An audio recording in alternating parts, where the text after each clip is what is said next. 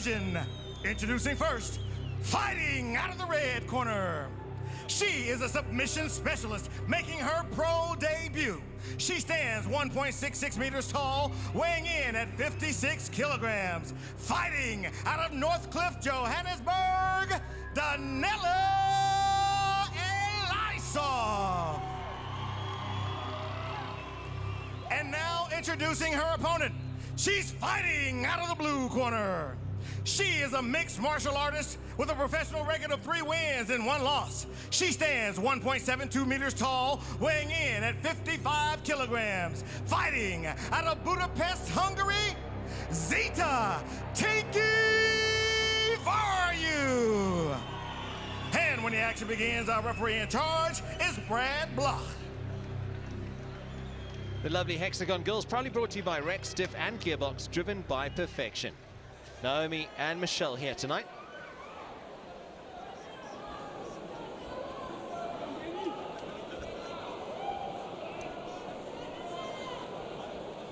Are you ready? Are you ready? What you got? The start of this historic bout is presented by Pitbull, the world's only FDA-approved energy drink. And Elisov in the black. Varju's landing some shots. In pink, immediately being aggressive. She's landing some big shots. Tries to close the gap now. Elisov drags down Varju. In the guard, this is where Elisov will be very comfortable off of her back. The pace of this fight already incredible. Landed some big shots to Zita Varju. Eyes are fixed on the EFC Hexagon. Tries to get back to their feet, and now Elisov is in that top position. Varju gets full guard though. She's got a hold of the neck. Elisov will probably just be able to pop out. She's got her arm up, and now she's posturing up. She manages to get out, lands one shot of her own. Varju is coming at it. Wow. That was a frantic start to the bout. She's isolating that right arm of Elisov. She might be setting up for that armbar. Some proper aggression shown by the Hungarian. So Elisov now is looking to make her move. See the arm control from Elisov, top position. Varju, though, does have 2 submissions to her name. Not a lot of time for the nerves to settle for either. It's probably the best way for a fight to start, Dirk. Straight into the fray. Elisov in the top position, full guard. And Varju with the wrist control. She is striking from the bottom, but of course we know that top position is what the judges will look at. It's going to look to sweep now, Zita Varju. Let's go for the butterfly hook that she had in. She's still trying to isolate those arms.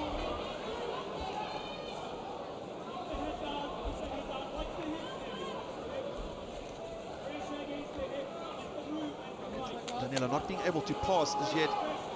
With a high-level jiu-jitsu game, you would have think that that would have been possible for her by now, but now she looks to pass. She's in the half guard. Trying to drop the elbows on Varju, who says she'd like to become a trainer when she's done with her MMA career. Good spot for Elisov to be in now. She's going to land some shots from here. See the control from Varju. Traps the arm now of Varju, does Elisov.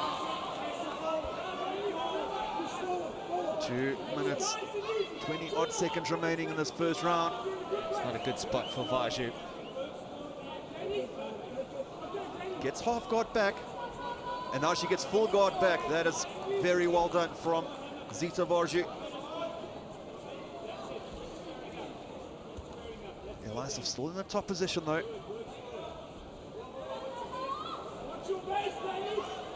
It's incredible to think that Varju once fought 2 pro fights in one night.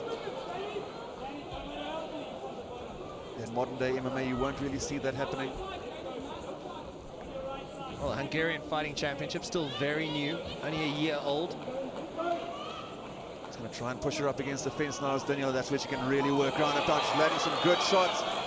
Postures up and then goes straight back down again. Working away as Elisov. So altitude for Varju. They've been in Johannesburg for about a week or so. I suppose various theories on that altitude and how long it takes to adjust. Varju certainly trying to set up. She's got the hold of of Elysov's arms. She does have a very good armbar. She's got an armbar submission victory. Just over a minute remains here in this first round of this historic first ever women's flyweight Use of bout. the elbows by Daniela. Oh, she's striking from the bottom now, tries to spin around, and Elysov is posh. She's in a good spot now, is landing some big shots. Working away as Elysov, crowd getting behind her. Daniela in control. She's going to put belly on the hip, slide over to the full mount, and she does so. She might look to finish her. Defend yourself. Elysov raining down elbows, Defend yourself, my baby. trying to get through the defenses. Vaju has to intelligently protect herself. Brad Block is having a very close look. He might step in here. He's telling her to do something. Daniela's going to set up for the arm. She's going to look for the arm bar. Elysov now looks for the armbar. 16 seconds remain. Can Vaju hold on? Got two options of attack. There's no room. Daniela can't go back to actually get the armbar, but she's landing the hammer fist one after the other. Brad Block having a close look. He stopped He it. stops the fight. Daniela Elysov wins the first ever women's flyweight bout in EFC history. Too good for her opponent from Hungary. Big shots landed by Daniela. With literally a second to go, Brad Block stepped in. A debut victory for the psychiatrist from Johannesburg. Exhausted Daniela, overcome with emotion, but she is very, very happy. Dominant display, Dirk. Big moment for Daniela. GNC, the official sports nutrition partner of the EFC, presents this action replay. This is towards the end. She had the full mount. She went for the armbar. She couldn't go back. But Zita Vaju was trapped. She landed hammer fist, punch after punch after punch with literally a second to go. Brad Block steps in. Great stoppage from the referee. Nowhere to go for Vaju. Deserving victory for Elysov.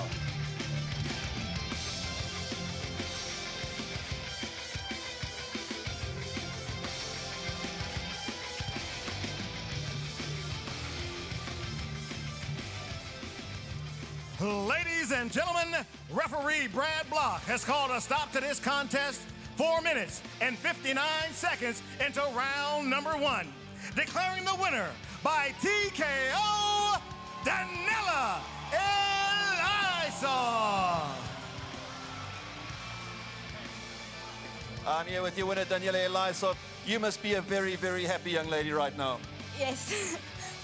You came into this fight predominantly with a jiu-jitsu background, but tonight you really had to put your stand-up game on display as well. Yeah, sure, Zita's really, really strong, and even on the ground, she was very agile, and thank you for a great fight. Well, how do you feel right now? I mean, you've been a massive campaigner for women's MMA. You've been hounding EFC matchmaker Graham Cartmel as well as President Cairo Howarth for you to finally stand inside this hexagon and getting your hand raised in a victory. Yeah, I remember EFC 1 at the after party telling Graham I want to fight for him, and he laughed at me. So, sure, this is a lot of nagging has gone into this. Well, we look forward to seeing you again. Congratulations on your victory. Your winner, ladies and gentlemen, Daniela Elysov.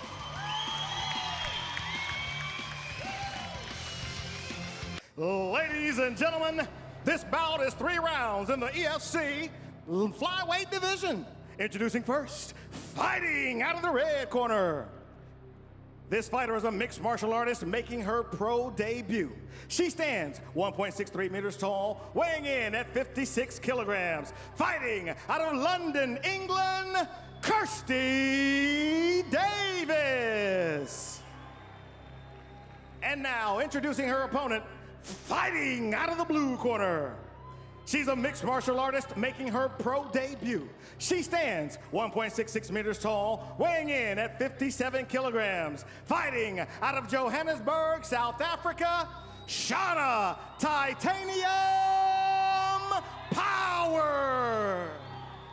And when the action begins, our referee in charge is Vickers Swart. RDG, specialist in differential gearbox repairs, brings you the EFC Hexagon girls. That is Anastasia. Time to get us started here. Two ladies are inside our Hexagon, ready to throw down Shauna Titanium Power. Christy Power Davis. Kirsty, ready? Shauna, you ready? Let's fight. And here we go. Round one is underway in this women's flyweight division matchup. Unleash the power of the bear with Bear Claw Energy.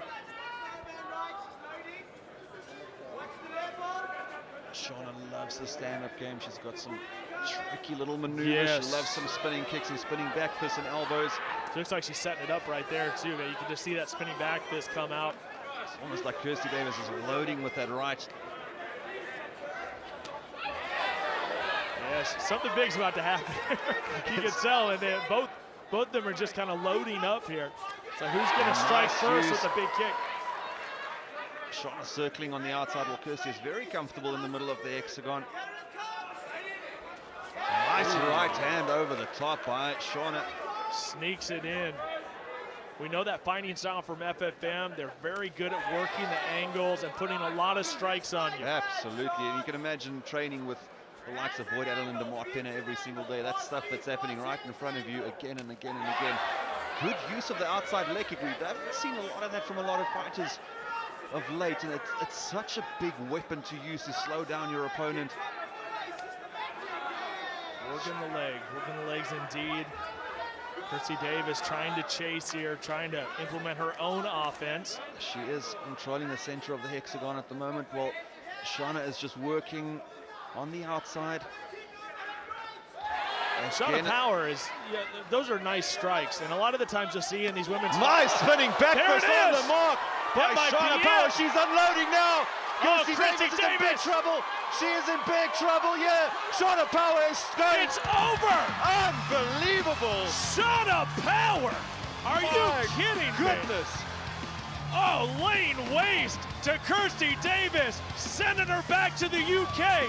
Shauna Power with her first professional win and first win in the EFC Hexagon. Nasty, nasty, nasty. That spinning back fist. We have seen so many guys try and land that. I think that is probably the first time I've seen it land that clean.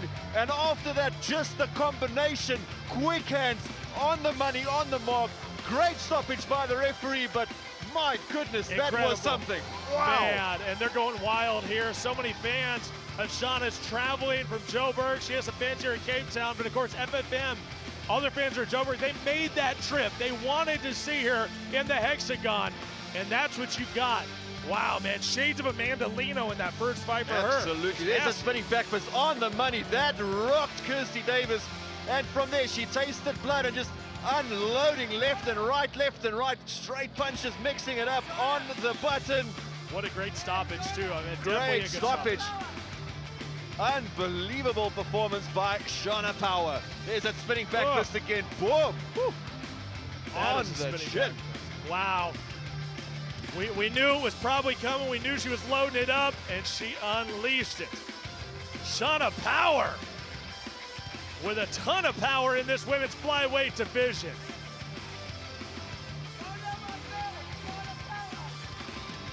Your action replay from GNC, available at Clicks, a great partner of the EFC.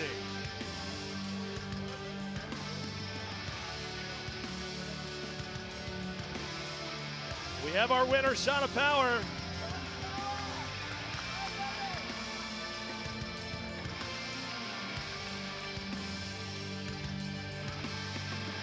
Now just one more thing, Shane the Duke Wellington to make it official.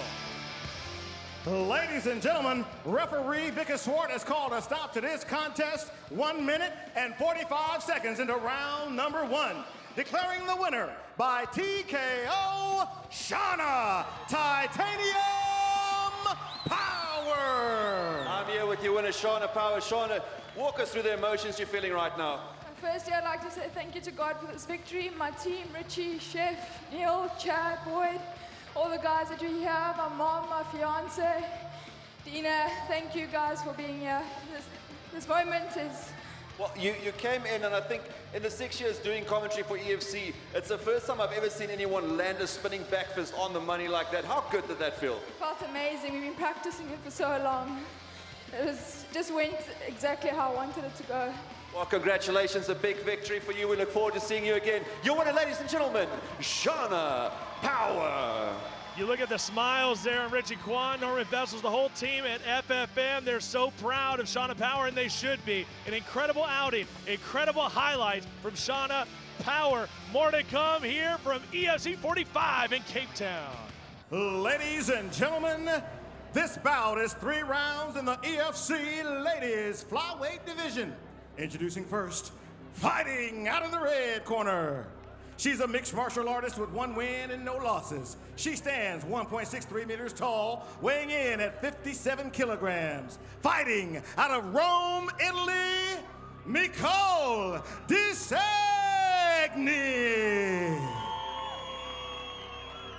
And now introducing her opponent. She's fighting out of the blue corner. She's a mixed martial artist with 1 win and no losses. She stands 1.66 meters tall, weighing in at 57 kilograms. Fighting out of Johannesburg, South Africa, Shauna Titanium Power. And when the action begins, our referee in charge is Bobby Karagianidis. RDG operating specials on all Mercedes-Benz passenger car and Sprinter gearboxes. Call any RDG branch across South Africa. That's Giselle. And it's time for this eliminator for the Women's Flyweight Championship. That is Shauna Titanium Power. And that is Nicole DeSegni. South Africa meets Italy. And Bobby Karagianidis gets us started. Round number 1 brought to you by 7 Stars Energy Drink. Nicole DeSegni wanted nothing to do with touching gloves. Hands up high. Well, you saw the weigh-in. Fighter. Yeah, that was a very, very heated exchange. Good kick to the body by Shauna Power. Gets in, Look gets at that out. face. Ronda Rousey-ish. She's definitely got the face going on right now, Nicole DeSegni. Yeah, she loves to come forward and just let the hands go. Shauna Power, more technical in her approach. She'll throw 1 or 2 shots, get in, get out. Well, we all know the big strike to watch out with when you talk with Shauna Power. That's the spinning back fist. We've seen it many times. Of course, we know what it did to Kirsty Davis. No, she's got Nicole pressed up against the fence right in front of her own corner. Will she drop down and look for the takedown? Yeah, she's got double underhooks. Correction, she had 1 underhook and 1 overhook. Shauna Power getting a chant here in Sun City. They're chanting Shauna. She got the most elbow in the exchange as they broke. The biggest response of anybody on this card during weigh-ins and during this event has been for Shauna Power. How's that takedown defense from Nicole DeSegni? Extremely durable is Nicole DeSegni. She makes fights ugly. Both landing a good elbow over the top.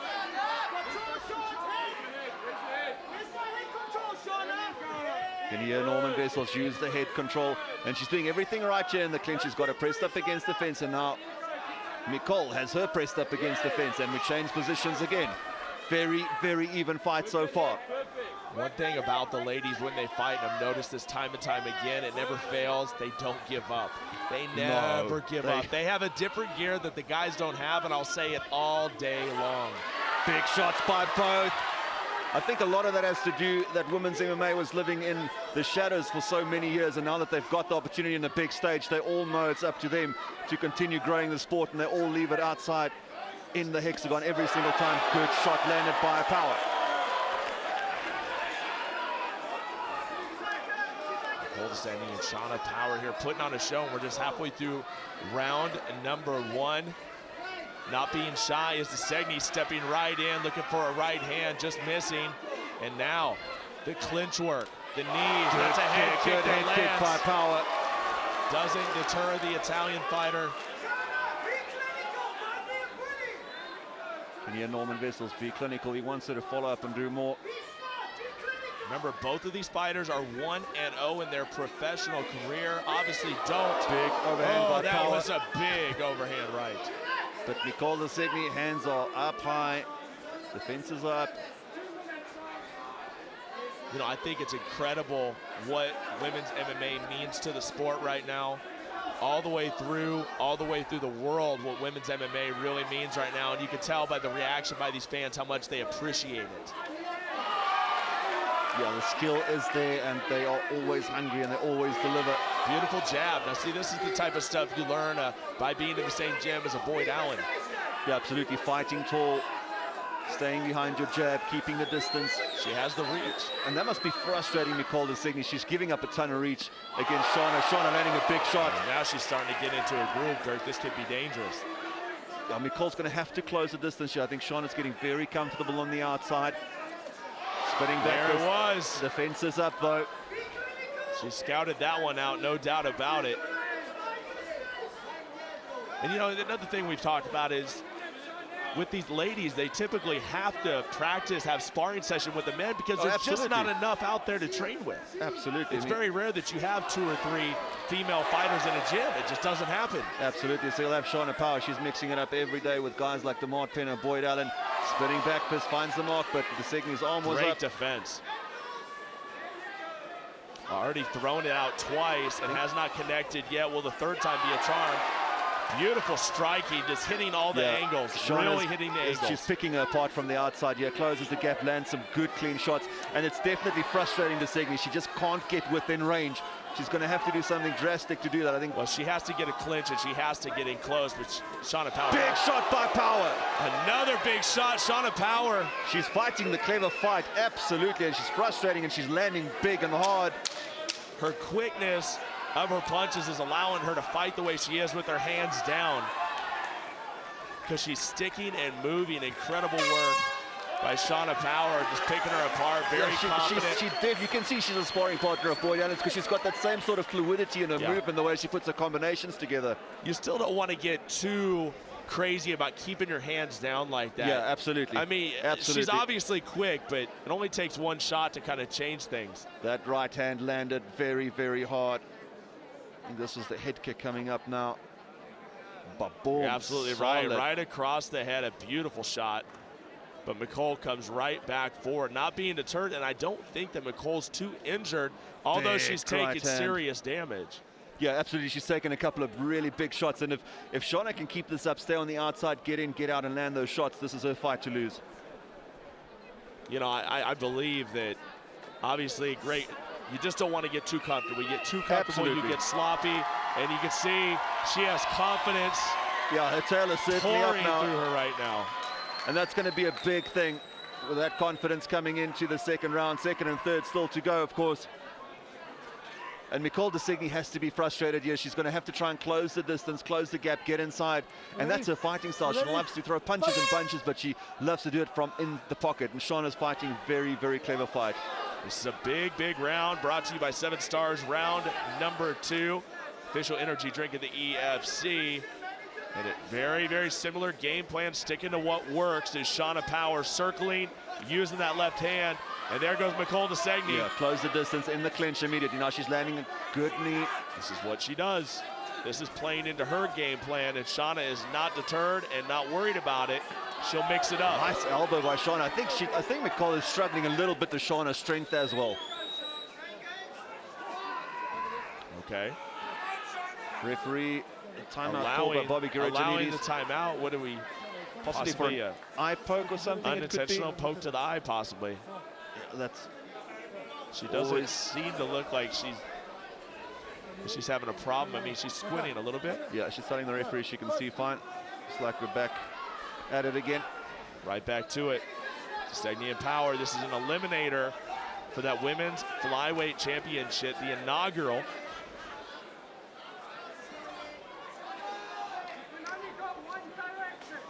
Good kick, and it landed as Nicole tried to close the distance. She caught that kick and now has her up against the fence, but it's going to be hard to keep a very, very strong Shauna Power on the fence. You can see in those exchanges, it definitely looks like she's struggling a little bit with the power. Nicole de Signy should probably try and close the distance, look for the takedown here. Shauna Power looking incredible.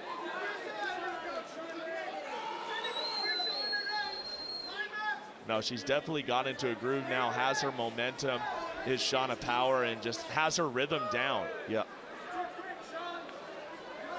This is a big step up from Danella, from Nicole. Yeah, absolutely. Now looks for Beautiful the takedown. setup. Shauna Powers looking for that guillotine though. Incredible defense by Shauna Power, setting up the knee. She seems to have all the answers for Descending right now. But this is where Desegni wants to be. She doesn't want Shauna moving on the outside. She wants to make it, you know, I've said it before, kind of an ugly fight. In the break, big exchange, swing and a miss. I refrain from saying it too much, but it appears that she's just a little too powerful for Desegni.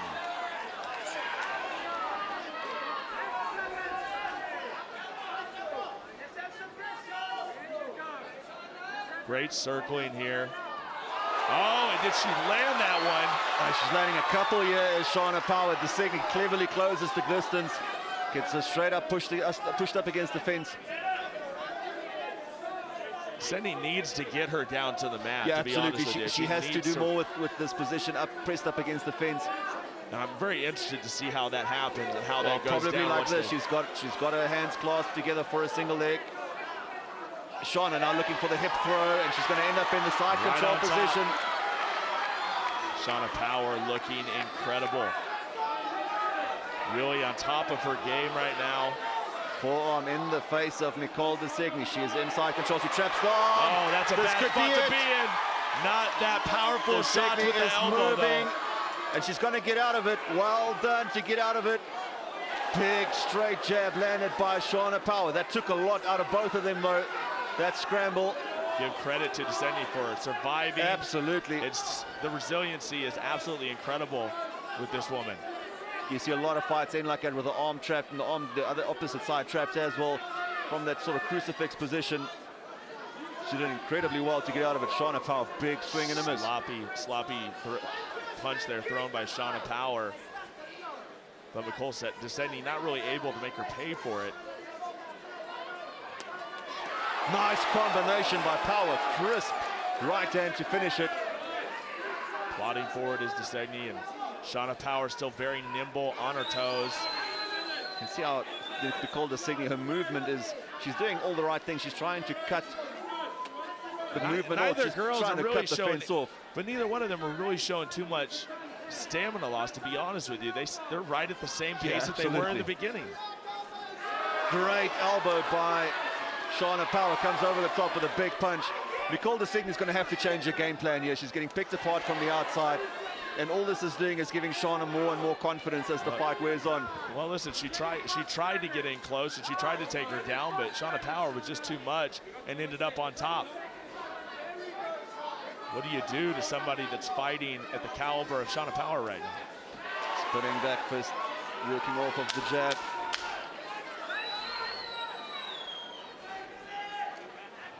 How often do you see a spinning back fist being used that efficiently, being able to land it like she does? I mean, that's usually something you see once a fight, but she feels comfortable enough to throw it. That was the 4th time that she's thrown the spinning back fist in this fight. And I kind of expected for this fight to go into deep rounds, and now we're going to go into our 3rd and final round. But it has to be 2-0 Shauna Power right now. Absolutely. She did incredible to escape and get out of that position, but she landed some big shots. Great elbow from the bottom, right hand, left hand.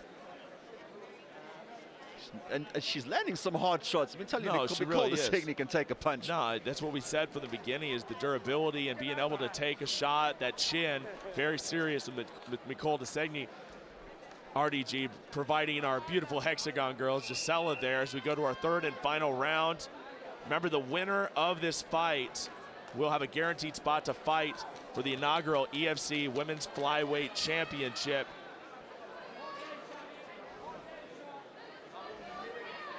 We said it before, the fans are eating it up. Shauna, Titanium Power, and Nicole Desegni. All eyes are on Shauna Power. How do we finish it up? Round 3 begins, and round 3 is brought to you by 7 Stars. Grab a 7 Stars Guarana powered energy drink.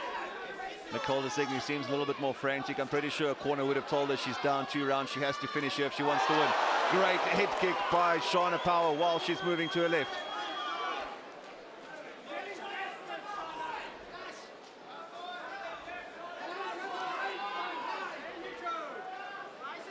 Yes, definitely you see the desperation in the movement and the cadence of Nicole DeSegni. She does close the distance, but not able to control Power. Now she does have her against the fence. But can she do anything with a very, very strong Shauna Power? Yeah, she's definitely struggling with the strength, especially from these positions pushed up against the fence.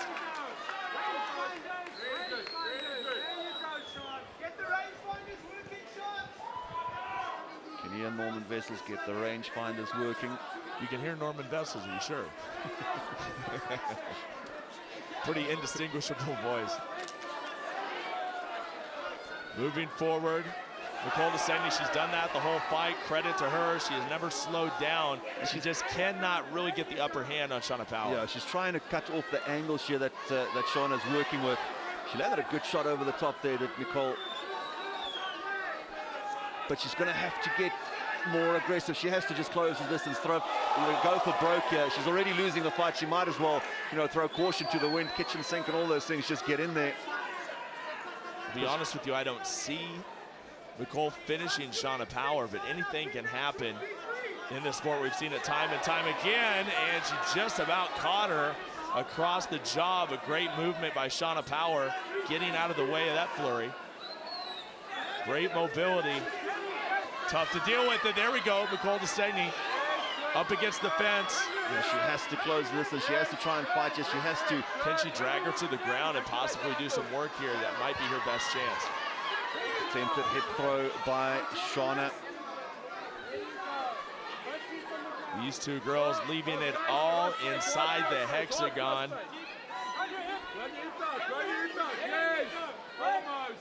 And again, right in front of her own corner, and the corner applauding her.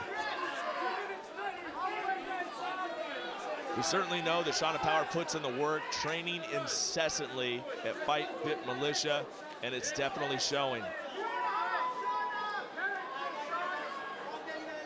Nicole DeSegni just doesn't seem to have an answer at the moment for everything Shauna Power is throwing at her. And an interesting side note here, the teammate of Shauna Power, who that is Gareth McClellan, is looking at fighting one of the teammates of Nicole DeSegni. Interestingly enough, so this may set the tone for that fight coming up in the UFC. Another spinning back fist and another straight hard right landed by Shauna.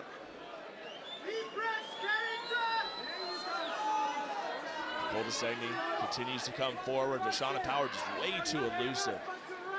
Really hard. It must be so frustrating as well, because for most of her career, Nicole DeSegni was the one putting the pressure, coming forward, landing the shots, and she's never had to deal with what she's dealing with here tonight. Someone that's as elusive, in and out, so dangerous and causing so much damage and taking so little of it at the same time. Well, listen, the one thing we always say about Fight Fit Militia is when they get a game plan, and they stick to it for the most part. And the game plan right now is to stick and move. They know that they have this fight won. Again, Power lands. That was, I believe, 7 spinning back fists. I don't know what the record is in mixed martial arts, but I think she's getting close if she hasn't already taken that record. Right hand does land on the jaw of Shauna Power, does not sway her. Now Nicole DeSegni has to unload here. She has to try and do something with 45 seconds remaining in the third and final round of this fight. These two very, very capable women giving the fans a show. Yeah, it's been incredible. Here in Sun City. Shauna backing up straight to her corner again, where she feels comfortable. 30 seconds remaining. Can Nicole pull something special out of the bag here? We knew that DeSegni could go the decision. That's how she won her last fight. But we weren't sure about Shauna Power, and now we're finding out that she definitely has the tools. All the questions. Spinning back was not finding its mark that time. 10 seconds remaining. We're going to see one last attempt by Nicole DeSegni. Powers gets moving. She gets moving. Right hand, and there we go. Wow, what a great way to finish, though, for Nicole DeSegni. And I'll be honest with you, she may have taken round number 3 just with the aggressive nature. I mean, it's very, very close. Very, very close. Now, round 2 and round 1, I think clearly go to Shauna Power. There's no doubt there whatsoever. But I personally see 29-28 across the board. I still think Shauna Power did enough in all three, you think? I don't know. All three rounds, yeah. I don't know, but she spent most of the time on her feet while Nicole DeSegni kept going straight. So I think it's going to be close on that 3rd round. That being said, incredible performance by Shauna Titanium Power and an incredible performance by Nicole DeSegni. Yeah, Nicole was up for the challenge, absolutely. They never slowed down a bit, truthfully. Either one of them. All the way through, come forward, aggressive, landing some good, clean, crisp strikes.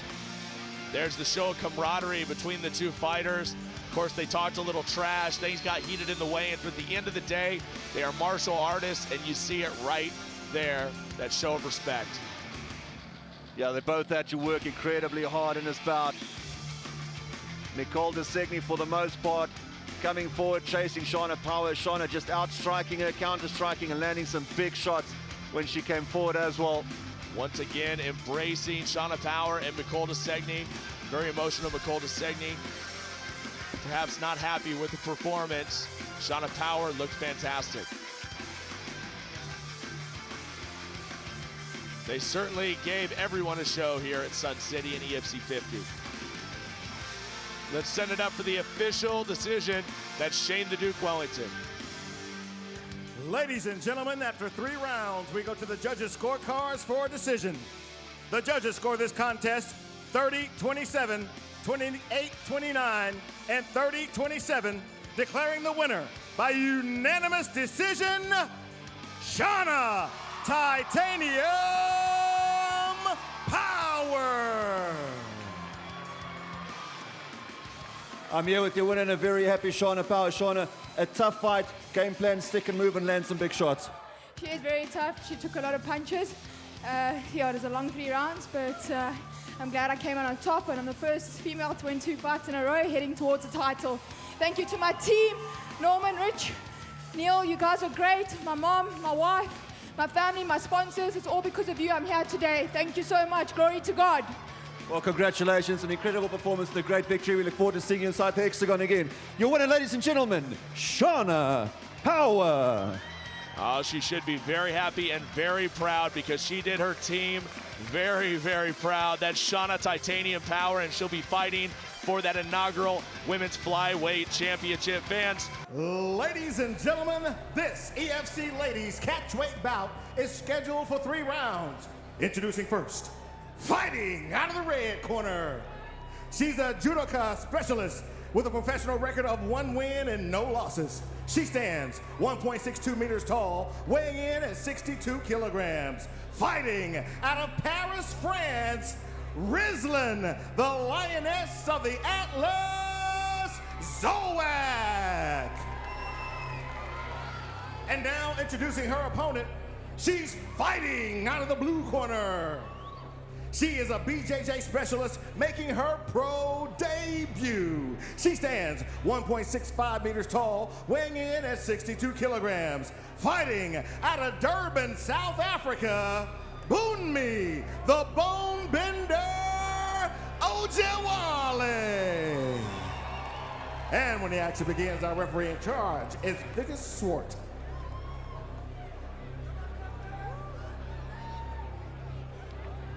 the lovely Hexagon Girls, proudly brought to you by Rex Diff and Gearbox, driven by perfection. That is Pumza and Lizzetti, our lovely ladies, getting us ready for this catchweight bout. It is the Bone Bender, Boonmi Ojewale, taking on Rizlan Zoak.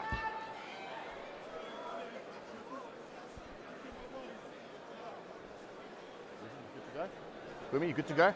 Let's fight. Vickers Swart gets us started here. Round number one. Round one brought to you by 7 Stars Energy Drink. In the black with the dark red trim is Zoak with the black and the red shorts. That is the Bone Bender. You're not supposed to bend bones, I don't think. Well, they're not really like, those made don't to really bend. go together, Yeah. right? Zoak comes out in the southpaw stance. Boonmi in the orthodox stance. You got to think with two girls that have really strong different disciplines in the ground, it's a matter of time before this gets taken down. Well, usually, you know, they may cancel each other out, and it might be the striking that makes a difference. Zoak going after it, swarming. Scramble by Zoak, very, very efficient. But Bumi so strong. And Zoak in the scramble looks to get the top position again.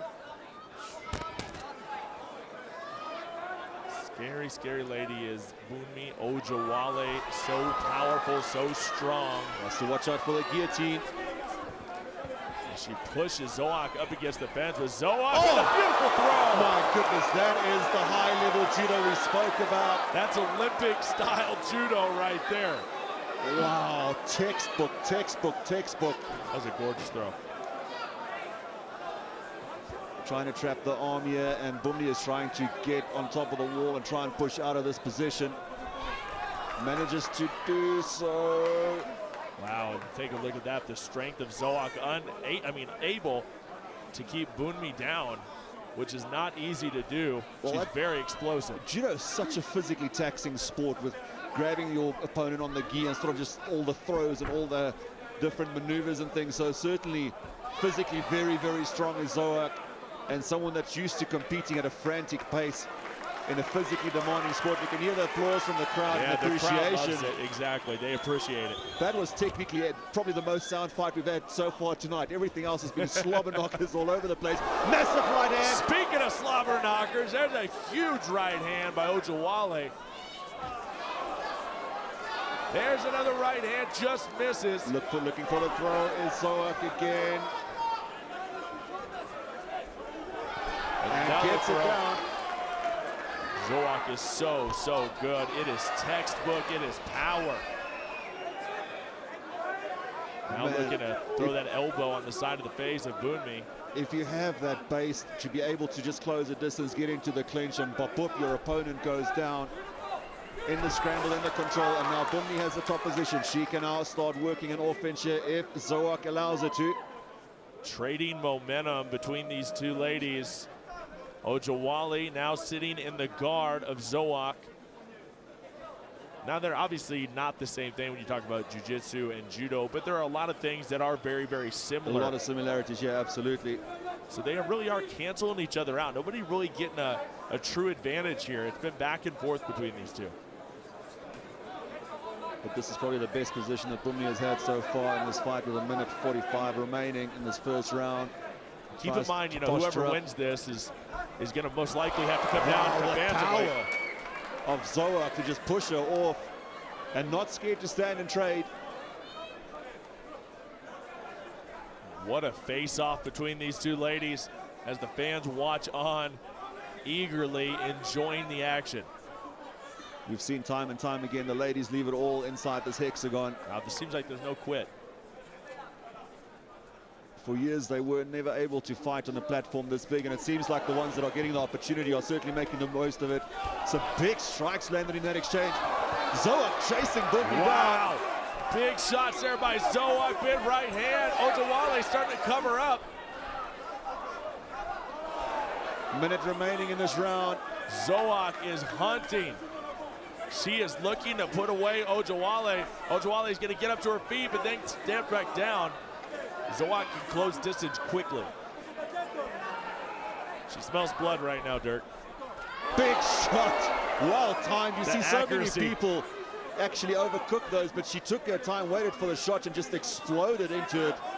Well, she's right in her corner as well, so she's getting direct instructions from her coach. And Christian Mapumbu is a guy that you definitely want to get instructions for, a guy that's won championships all over the world. Big hammer fist. She is nasty as Zoak.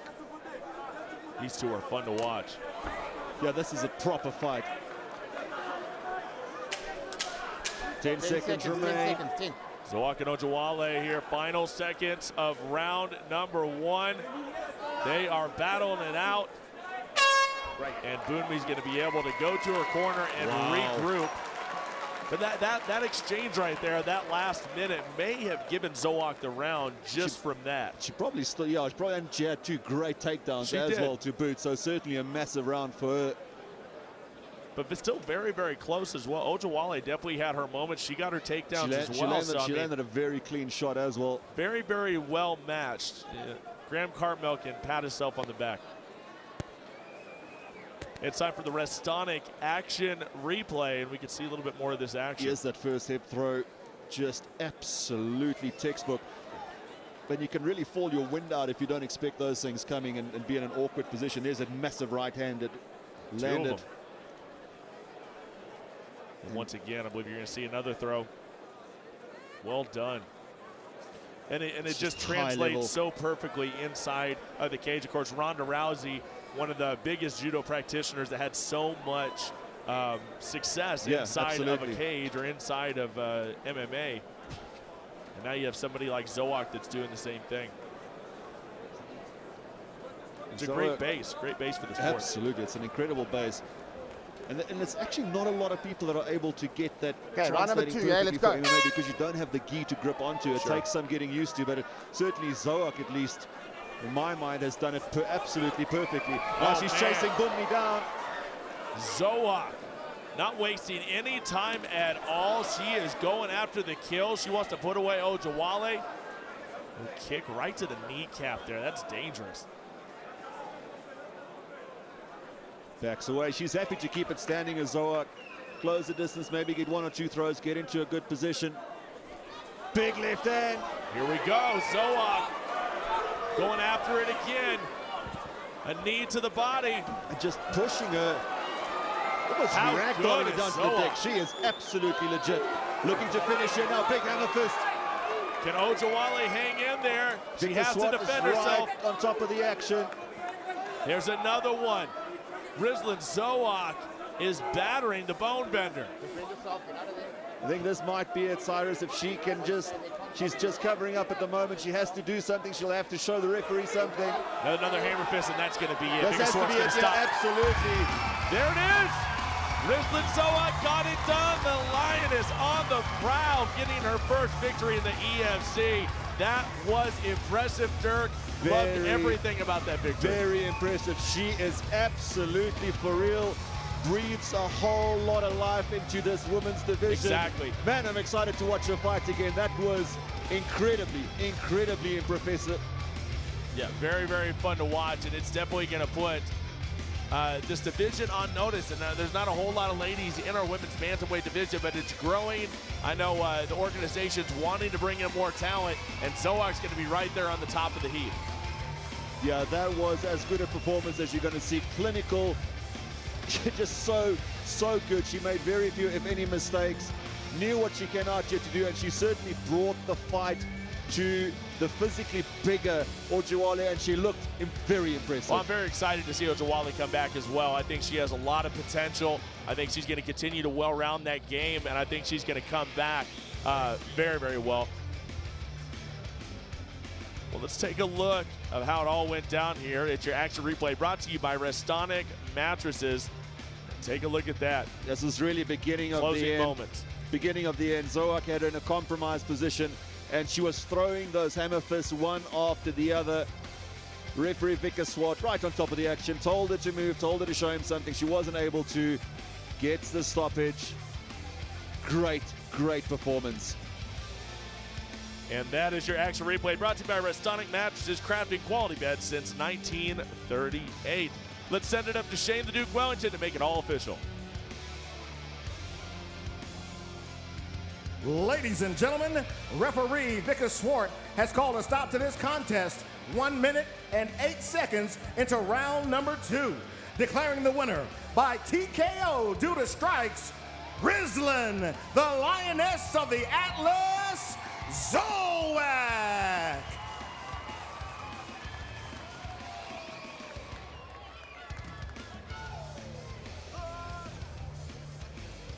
There it is, Rizlan Zoak getting it done. Wow, what a victory.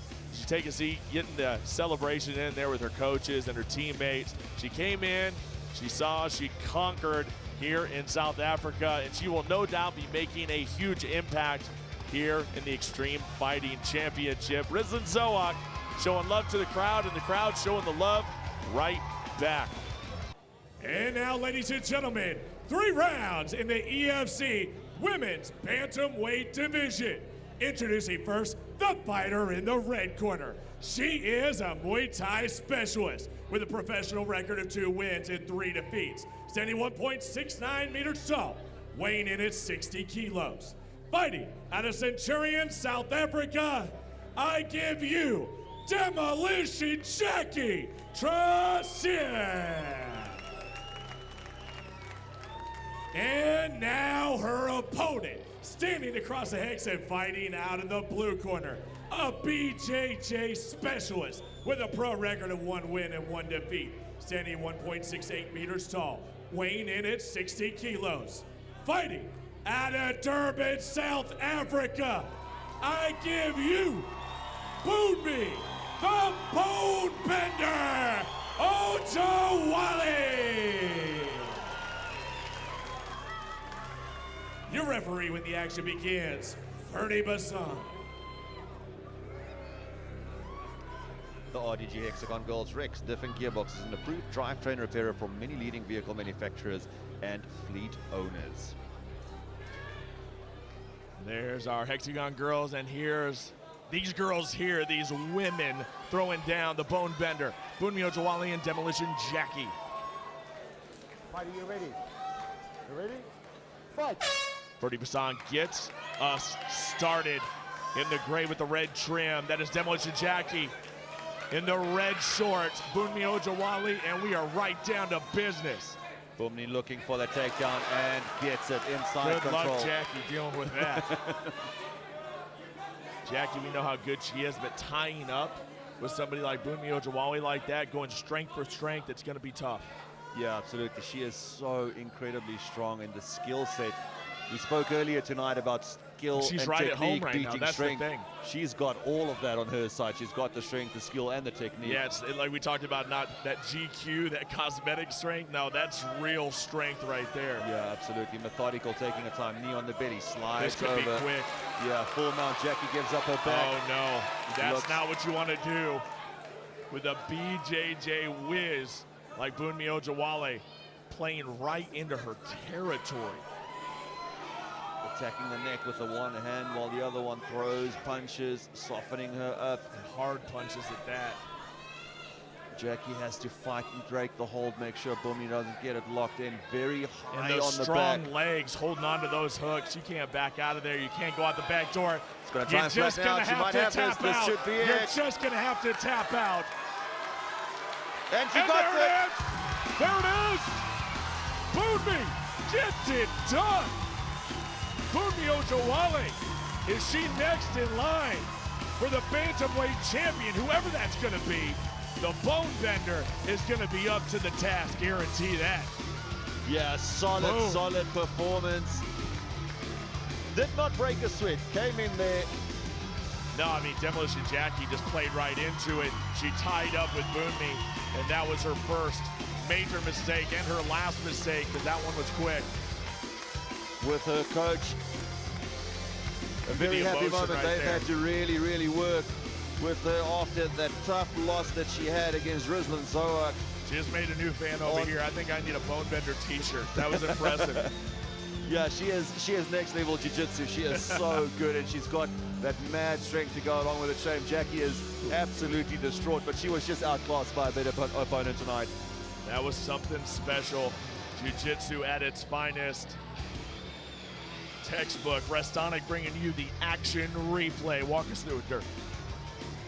Choke was already in at that point in time. Flattened her out, spin her around, just locked it up. Flawless technique. Gets the victory and gets her hand raised.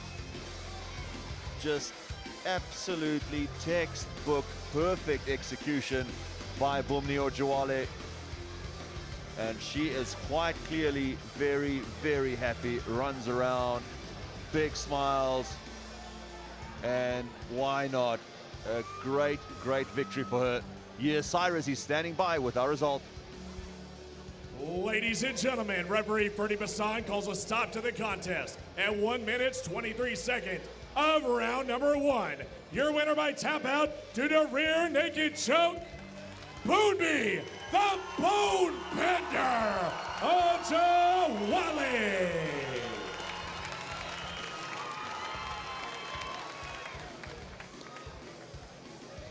I'm here with your winner, Bumni Ojwale. Big victory for you, and how big is that smile on your face right now? I just love every minute of this. I can't help it. You came out here tonight, you knew you were going up against another powerful puncher, but game plan, get her to the ground and just overwhelm her with jiu-jitsu. Yeah, that was the game plan to the T. Get close, take her down, submit her. Well, congratulations, a big victory. We look forward to seeing you again. Your winner, ladies and gentlemen.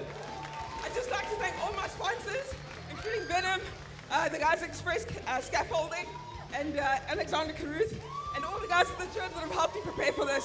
Thank you so much. Congratulations, Bumni Ojwale, ladies and gentlemen. The bone bender in the house. Ladies and gentlemen, this is the main event of EFC 70. It's 5 rounds for the inaugural EFC Women's Bantamweight Championship of the World. Introducing first, out of the red corner. She is a judo specialist with an undefeated record of 3 wins and 0 defeats. Standing 1.62 meters tall, weighing in at 60 kilos. Fighting out of Paris, France, I give you Rizlin, the Lioness of the Atlas, Suak. And now her opponent, standing across the hexagon and fighting out of the blue corner. She is a mixed martial artist with a professional record of 3 wins and 1 defeat. Standing 1.66 meters tall, weighing in at 60 kilos. Fighting out of Durban, South Africa.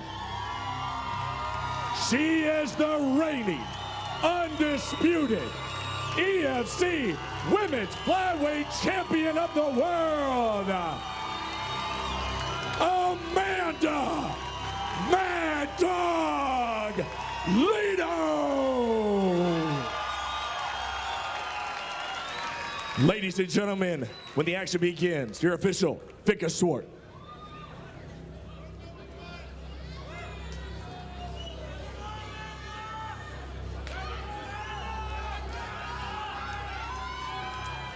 And that, of course, is Leah and Ayanda, our beautiful hexagon girls, Amanda Mad Dog Lino and Rizlin Suak.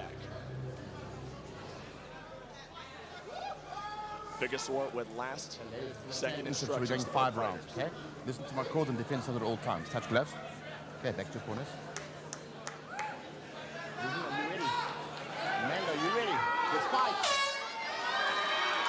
Round 1 underway, brought to you by Dragon Energy Drink.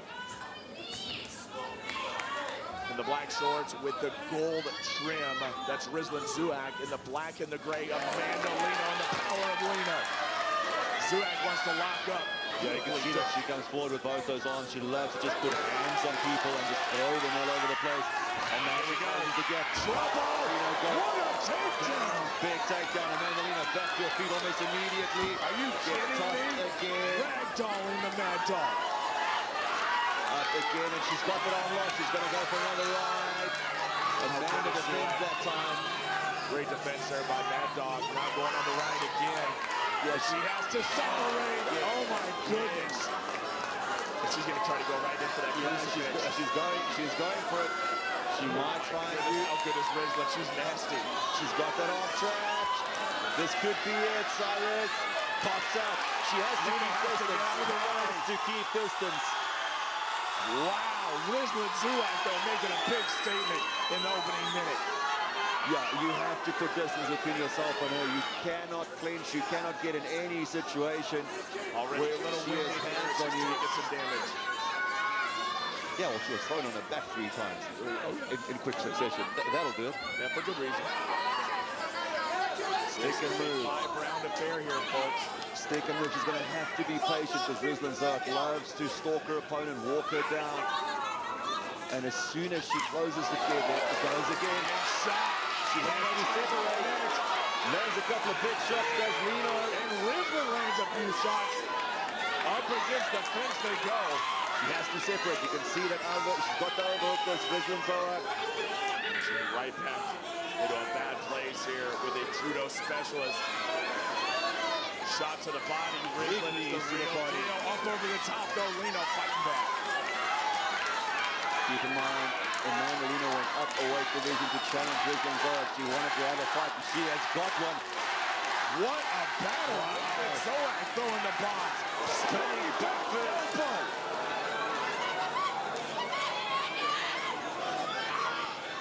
You wanted a fight, ladies and gentlemen. You are getting a fight. It's living up to the hype already. Lino and Zorak. Knee to the body, and again she looks for the throw. Defends, sort of defends that time. And we separate. It shows you how good judo can work in this sport. So few people have managed to do it successfully. Lino lands a big shot. Over the top and a left. Lino is doing damage. But a big right hand from Zorak. Yep.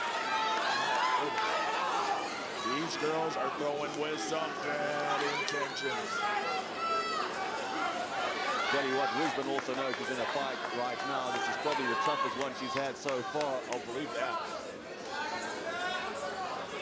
Rizwan Zorak is undefeated in this sport, and she's swarming Lino once As soon as you again. make a mistake against her, if I was Amanda Lino, I would stick to those low kicks. They really work super well early on.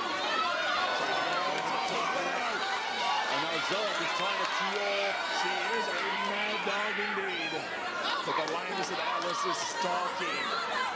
This is what she does. We're 90 seconds away here in round number 1. Goodness, has it been that long already? Wow.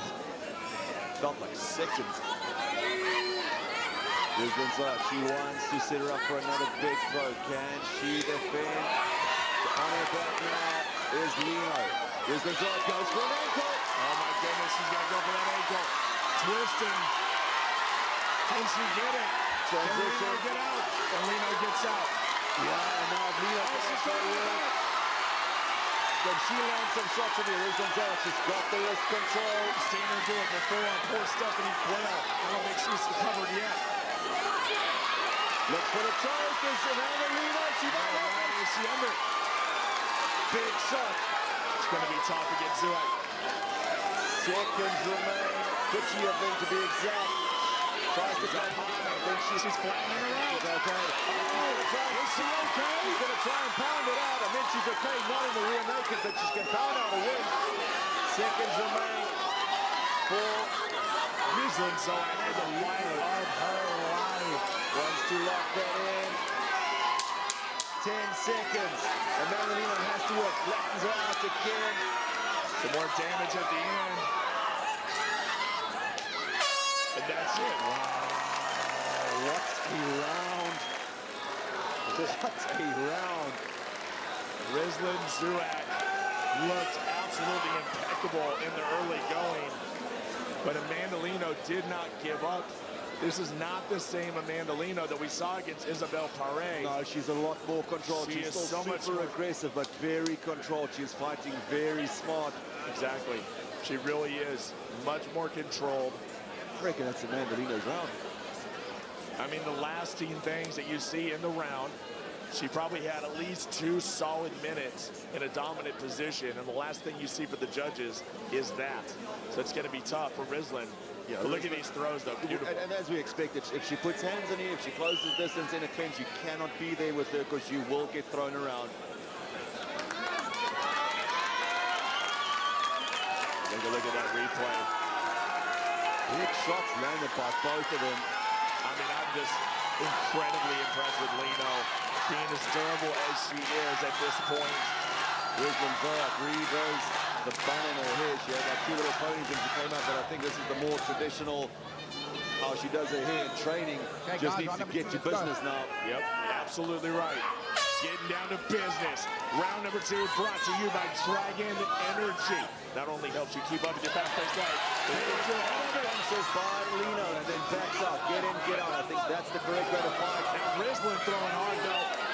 And maybe trying to drag her down. Yeah, absolutely. She needs to use that trip and drag her down to the ground. She was very close on that rear naked, but now she's going to be underneath Zorak. Bad place to be. Good spot, and this is a mistake that she's made out of her own. Should have kept it standing, should have separated. Using the left instep now is Rizwan Zorak to try and pass. And she's going to do that. Lino with the power. Lino's going to try and get back to her feet, but Zorak has got a hold of her arm. Wow, gets back to her feet. oh my, indeed. Lino has What a fight, the folks. distance between them. Zoak wants to close. She wants to get in the pocket. She wants to put hands on her. Oh, Big Lino shot. with a big right hand. Caught her on the backside of it.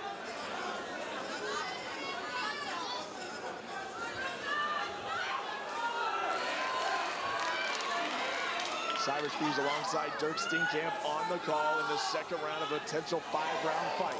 Good firing up. She's like, how's this, the speed and the power in his punches of Lino. Getting tied up Knee again. to the body.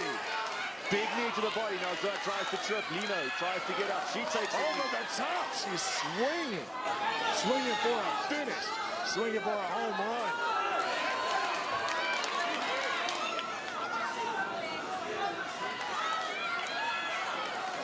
Good punch by Risden, and now she lays it on thick. Well, folks, if you're wondering if the women are ready for a main event here in EFC, the question is answered. Not only this, but our previous main event with Kiara Panko as well definitely lived up to all the expectations. This is a fight. Lino has to do more of the leg kicks. It really does hurt Zoak. Backs her up. Oh, yeah, her legs are getting a nice little tint of red right above the knee. Big punches. That's what Lino tried to do it. If I'm Lino, I would have followed up with that. She had her backed up against the ropes a bit. Up over the top. Good, Lino. And so with an uppercut. Wow. And that's always going to happen. Now Lino tries to and she does. Wow, respect. Oh, yeah. And again, can Lino get back up after this one? And she's going to isolate that arm. Watch out. Looking for the choke. Here's the fix. Oh, she's got this arm locked up. This is a bad spot. Can Lino fight through? She has to fight through. Great blocking by Lino. It's the best defense. Explode out. Amanda Lino, does she have enough left? Can she power out? She has taken a ton of damage by Zoak. One after another, but she continues to defend. She has to do something going around. That's up in the action. This is horrible. They will swivel her hips and pump out from the outside. She should be able to get out. And there she goes. Wow, but now Zoak is just pounding on the pressure.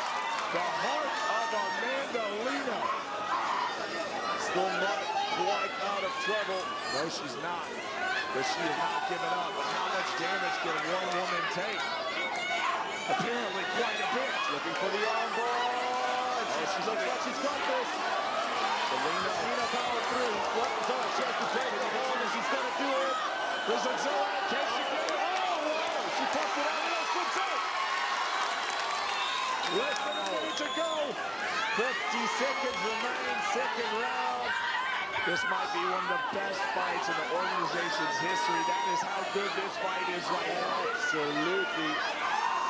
Both women taking a deep breath. Amanda Lino. They're both out right now. Amanda Lino, how she's even running around is amazing to me. But Zoak put everything into that finish. Zoak is tired.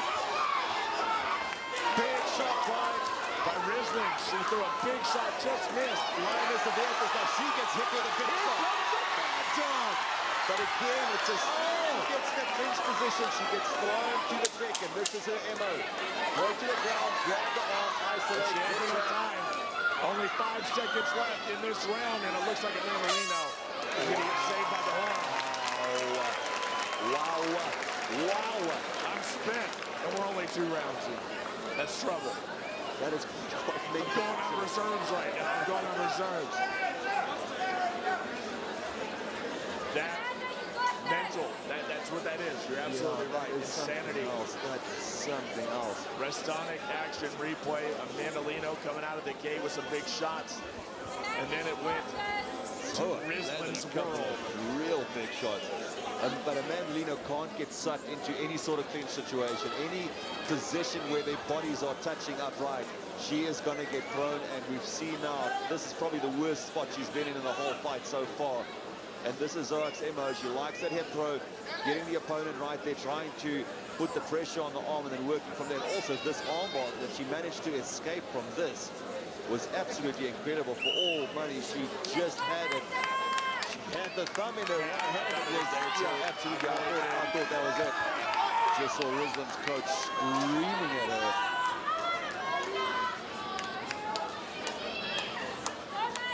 Okay, round number 3. Tight matchup. There's 3 more rounds to go. Yeah, absolutely. Potentially. Here we go. Third round brought to you by Dragon Energy Drink, official energy drink of the EFC. Big punches by Mandolino. And she's not scared to tie up with her. Oh, big shot. She lands a few.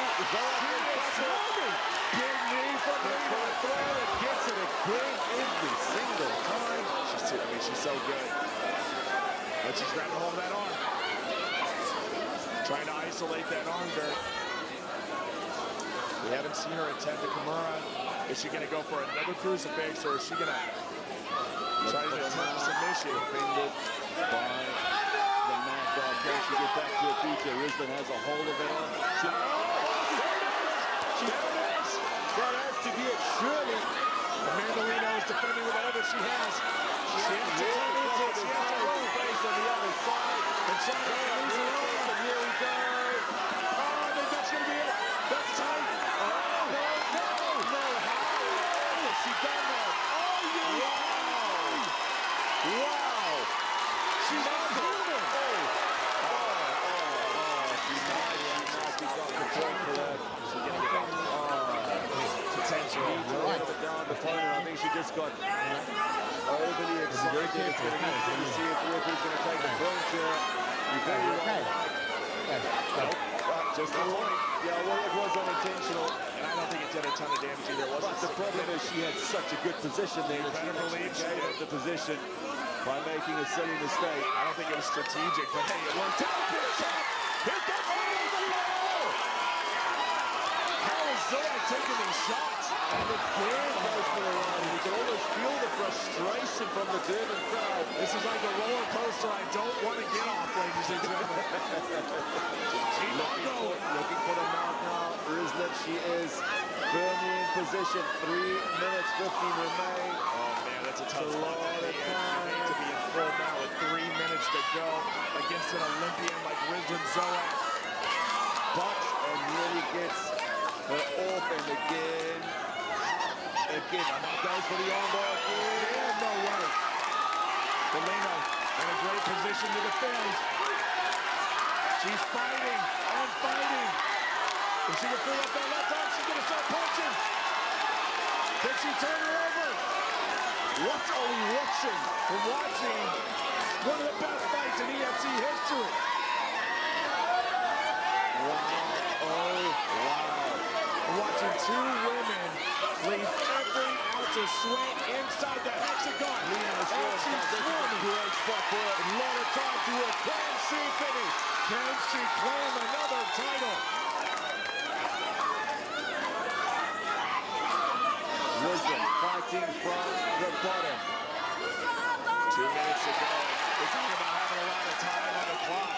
This is a bad place for the Lioness of Atlas. She's got it. She's got it. Here comes the shot. Lino's gonna do it. Referee's right on top of the action. She's gonna do it. Oh my God. The era just continued. The legend of the Mad Dog continues. Amanda Lino, you are a double champion. Absolutely insane. Take notes, men, women. That's how you do it. That's heart personified right there. Yeah, she was in so many horrible positions, fighting out of armbar after armbar. Yeah, that is heart, will, and determination like no other. Oh my gosh. Just a beautiful exhibition of fighting, ladies and gentlemen. Restonic, bringing you the action replay. This is towards the end of the fight. Gets the back, lands a couple of big shots. one of the best officials in the business, Vicker Swart, right at the top of the action. Eventually pulls her off. Man, oh man, oh man. What a performance by the Mad Dog, Amanda Lino. Absolutely crazy. Absolutely crazy. Overcome with emotion for very, very good reason. Two-division champion Amanda Lino did the unthinkable tonight. Wow. What a performance. Let's send it up to Cyrus. He's got our official result. Ladies and gentlemen, referee Vicker Swart has called a stop to the contest at 3 minutes and 12 seconds of the third round. Your winner by TKO due to strikes and new EFC Women's Bantamweight Champion of the World, Amanda Mad Dog Lino.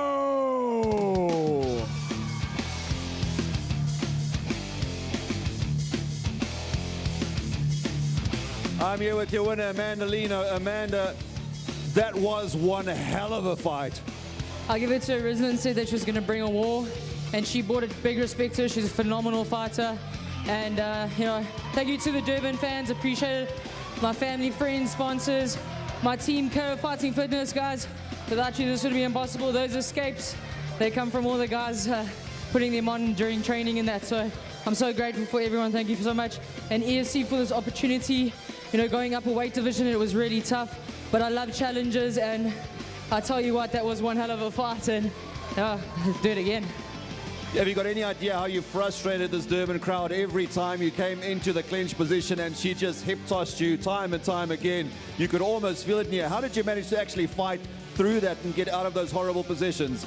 Yeah, I definitely say everyone was probably sitting on their seats. Their seats are probably cold. But, you know, I've got a great team behind me.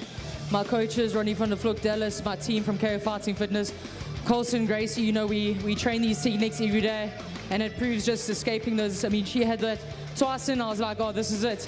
But, you know, I kept giving heart, and that's what I mean, you know, Dallas, you've seen them fight at EFC. My team makes sure that you come in with heart and you never give up and you keep going. So it was either she was going to take my arm off and break it, but I wasn't going to give up. Well, congratulations. That was absolutely incredible. We look forward to seeing you again. Two-division champion, ladies and gentlemen, Amanda Lino. Oh, my goodness. Trying to come down from this. That was an amazing performance by Amanda Lino. And now, ladies and gentlemen, 3 rounds in the EFC Women's Flyweight Division. Introducing first, fighting out of the red corner. She is a mixed martial artist with an undefeated record of 3 wins and 0 defeats. 75 foot 2 inches tall, weighing in at 121 pounds. Fighting out of Lancashire, England, Karolina, the Polish Assassin, Wojcik.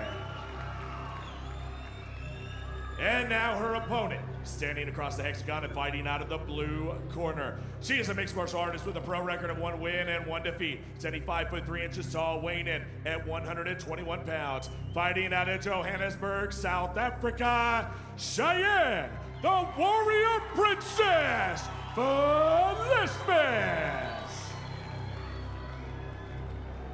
The referee, when the action begins, Vicker Swart.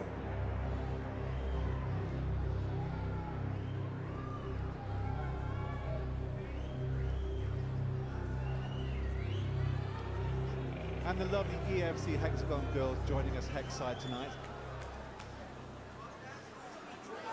Well, I got to tell you, the confidence is infectious from Cheyenne Velismus. Smiling, happy. She feels like this one But look at is in the Carolina. bag. Both girls, intense. their faces are telling very different stories. Yeah, Cheyenne smiling, Carolina looking The very mean. American Cheyenne Velismus taking on the Polish Karolina Wojcik. Cheyenne, are you ready? Let's fight. And here we go, ladies and gentlemen. Round 1 brought to you by Dragon Energy. The power is yours.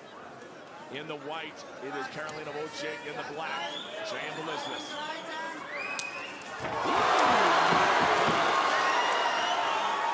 Good counter by Cheyenne. This is Carolina Starr coming in and coming out, light on her feet, bouncing up and down. Both of these ladies want a shot at Kiara Panko.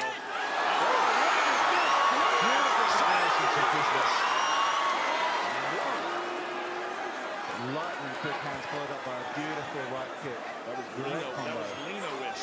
Reminded me of the Mad Dog there. Bringing the heat. Yeah, we know that Amanda's going to be watching this fight. She had a fair bit to say about these two athletes. You said it perfectly. You heard it perfectly. One gear. Yeah. It's what she has. Yeah, indeed. This one's strong in the clinch up against the Hex. It's going to be interesting to see what Carolina has and see if she can switch off the Hex. Cage side. Trying to drag Vojcik down. Vojcik has never tasted defeat in her professional career. Now getting out of the clinch and pushing Belismas up against the fence. Carolina Vojcik. WMMA has become so intriguing in the last 5 years, and anytime the ladies are featured in the hexagon, it just seems like everybody's ears are perked up. Everybody is watching intently. Yeah, and the crowd's becoming so much more informed. We're seeing more and more South African female athletes coming into the sport. And what great two signings these are for the EFC. Really changing up the division. Really great to see. Both girls usually fight at flyweight, so it's interesting. This is actually a strawweight, if I'm not mistaken, which is great to see. But yeah, the women's roster in the EFC is growing in leaps and bounds. Yeah, I think it just came down to short notice. The only reason why it wasn't at strawweight for these two, as she has Cheyenne Belismas bunched up on the ground as the Polish assassin switching around. Carolina has some nasty ground. She wants ground and pound. It was actually a takedown initiated by Cheyenne. Triangle time, or is it going to be an armbar? She's going to turn her. Doesn't quite have the torque, doesn't quite have the positioning yet. Of course, Richie Khan watching very, very closely. Yeah, expect Cheyenne's jiu-jitsu to be absolutely superb. I know she's been training a lot of submission work with Coach Richard Kwan. Just gave her a little kick there on the ground. Did Carolina Vojcik. She has her leg or shin right there on the face of Belismas in a very difficult spot right there because she still has a hold of that arm. Yeah, she's got a right hand trapped. Cheyenne's not letting go of it. She is not letting go. Great defense. Can she put her away, Simon? Oh, she's pulling on so hard. She's cracking it. Carolina's grimacing. Trying to rip that arm out. Such toughness showed by the Polish assassin. That's Absolutely. Superb. These ladies have come to fight. They are giving it their all. Very impressive submission fighting by Cheyenne. She really grabbed onto that arm and wouldn't let it go. But wow, did the Polish assassin tough it out. Great performance from Carolina Vojcik. Something tells me that we have a champion in Italy right now watching very, very closely in Kiara Panko. Yeah, and we know how good Panko is on the canvas as well. Any matchup with her between these two athletes would be a fantastic fight for me. Here comes the right hand. And a big knee by Vojcik. Vojcik giving everything that Belismas can handle. And now the size, the overall size of Belismas is paying dividends as she has her up against the fence. Good defense from Carolina, but Cheyenne is relentless up against it in the clinch. Just to see if she tries to initiate the takedown again, which didn't work out so well for the American the first time round. Up against the fence, grinding is Cheyenne Belismas, fighting out of Las Vegas, now fighting out of South Africa as well. And don't forget, Cheyenne Belismas used to train a lot with Misha Tate, and Misha's had quite a bit to say about the fight week for Cheyenne. And we know how good Misha Tate is up against her. Oh, one of the best that's ever done against the cage. So this is no new ground here for Cheyenne Belismas, I can assure you. Tries to go for the single trip. Carolina was wise to that. Nice defense. Great takedown defense here by Carolina Vojcik. She has not let Belismas get the best of her on the takedowns. But that is not going to stop Cheyenne Belismas from digging that shoulder in, digging her head up against the head of Vojcik, trying to bring her down to the ground, relentless. Good defense. Good defense by the Polish assassin, but nice exchange. Oh, both girls are trading. This might turn into a brawl. It certainly set the crowd alight here at Carnival City. Vojcik is not scared at all. She charges right in. She'll take one to give one. What a fight. Final seconds. And there it is. Interesting. My goodness, I like it. Interesting round. A very interesting round. Tough one to call. Control may have gone to Belismas, but I think Vojcik did quite a bit of damage as well. I wouldn't want to judge that one. Restonic with the action, the corner cam. They do the action replay as well. They do the corner They count and also the action support replay. Dreams Do they? since 1938. Do you have a Restonic mattress? Well, I know that some fighters may be going to sleep later on Jeez, this come main on. card. That's Do you for have sure. a Restonic mattress? Of course or I not? do. Thank you. How refreshed do I look? But looking at the replay, I mean, this fight went everywhere in that first round. Some great exchanges by both athletes. Man, just look at her just punching. I mean, punch in the air, punch in the face. We knew that Cheyenne was going to come forward. And Carolina, when she was up against the hex side, she was all about the defense. There was no way she could try and swing off the fence and turn it around. Some great upper body strength by Cheyenne kind of prevented her from coming away. But I think good defense Melissa's by the she may have edged that one, especially with the submission attempt. Yeah. And the overall striking. I believe Blismus may have taken round number 1, but there's a reason why I'm a commentator and not a judge. Karolina Wojcik needs to bounce back, needs to have a very good round here. This could be the turning point of the fight, and round 2 is underway. Vikaswar gets us started, brought to you by Dragon Energy Group. Specifically designed to maximize mental and physical performance. That's Dragon Energy. Wojcik coming in and out again, and Cheyenne was trading and happy to send her back. So much. These ladies have 2 different types of swagger. Yeah, Carolina goes in with quite a low guard, and Cheyenne keeps her hands up really quite nicely. I think Karolina Wojcik has really won the hearts of a lot of folks here in South Africa just in the few days that she's been here, just because of her attitude. Cheyenne Blismus has done the same. Beautiful 1-2 combination by Wojcik. Yeah, it's great to have 2 foreign athletes, 2 great sides. But they both love Johannesburg, they both love South Africa, having a great time here. Well, hey, what a dedication by the folks here at EFC to bring in 2 international fighters to represent WMMA. That was a good right hand by the Polish assassin. And another left hand by Wojcik, and she's starting to get that timing down, Simon, and that could be a problem. Yeah, she's actually willing to counter now. She's going to wait for Cheyenne to come forward. I think she's figured it a little bit that she knows that Blismus is going to come forward to look for that big left, and she's willing to counter. Like you said, she pops in, she pops out. There's Wojcik. Ladies are giving us a stand-up war right now. Gotta wonder how long it's gonna be until we're back into the clinch. Oh, nice movement by Blismus coming in. Trying to cut those angles of Cheyenne Blismus. That one staggered her. That was on the button. But Wojcik just comes forward, just brushes it off like nothing. Yeah, she's tough. You know, how did she defended that armbar in the first round? She just toughed it out.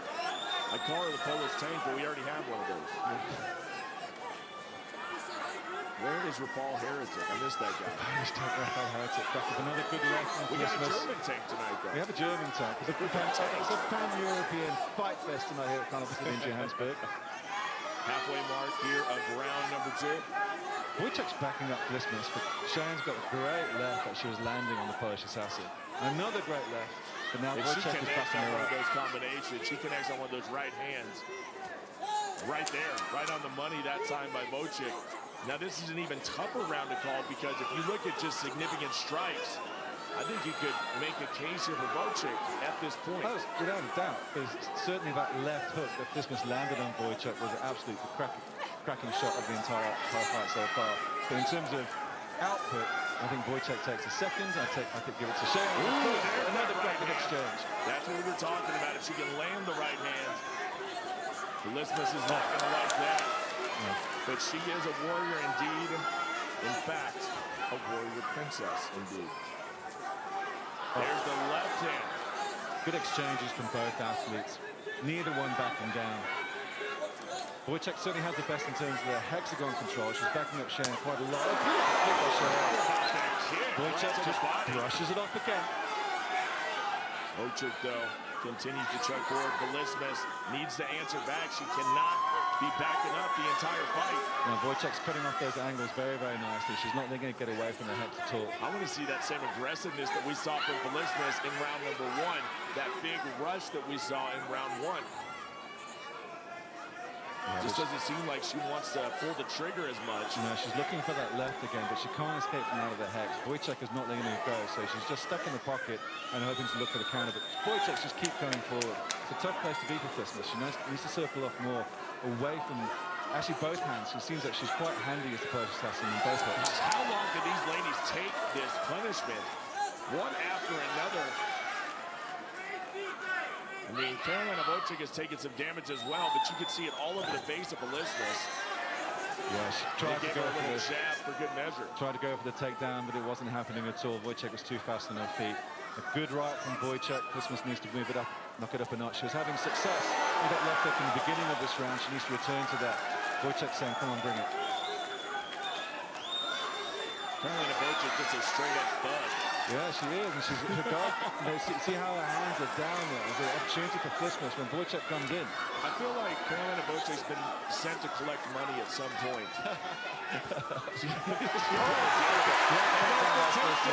With just a few moments to go. Really good timing by Cheyenne. Anything with it. She needs to use it. She got like 5 seconds left to try and get some points in the judge's eyes, so I don't think it's going to happen.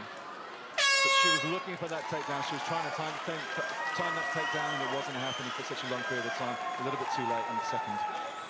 Wow. Definitely making things interesting, though, was Belismas right there at the end. And with the old rules, I would say around a piece. She may have, taken that for sure. But I don't know. By the new rule standards, you got to do more damage. This is a close fight. We're in the Restonic corner cam right now. EFC 74. Here's your Restonic action replay. Yeah, it's good hexagon control from Wojcik. And it's real simple. It's just these 1-2s, one after another, and they're so effective. Now that she's got the timing and the range down, she's doing a lot of damage there with a beautiful counter. Beautifully timed, straight on the button.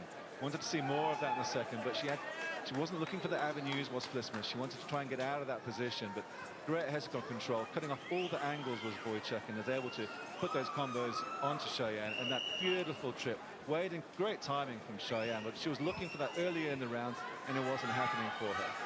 How do you feel the altitude is feeling for these ladies right now as we go in to the 11th minute, the third round of this fight? Well, I give the altitude adjustment definitely to Cheyenne Belismas after training for eight weeks and 2 months. Still at Apex. Still, that being said, it's still a lot to acclimatize to. And here we go. Third and final round brought to you by Dragon Energy. Let's see what the ladies can do to finish up. But just to see what the Vice JP base is given to Cheyenne.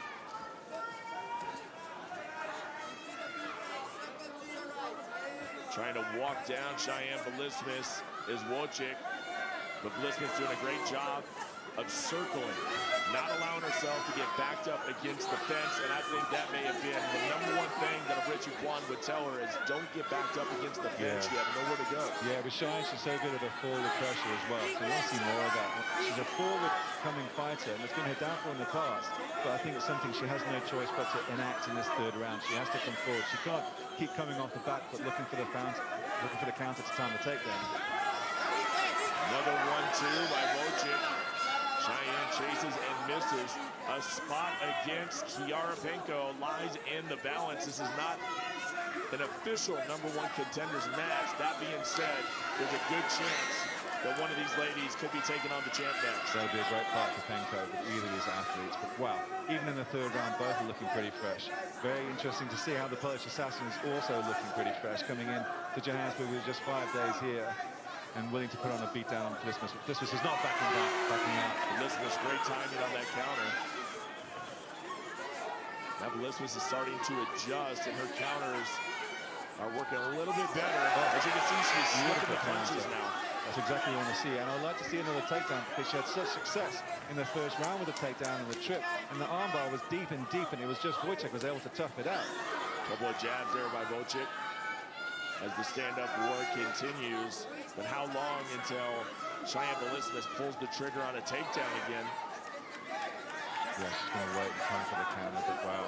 Both these ladies have done such a fantastic fight. We knew we would. They said they were going to put on a war. They threatened violence against each other. That's exactly what they've done. Belismas said she was going to teach this be a lesson. Did she indeed say that? Well, yeah, she did.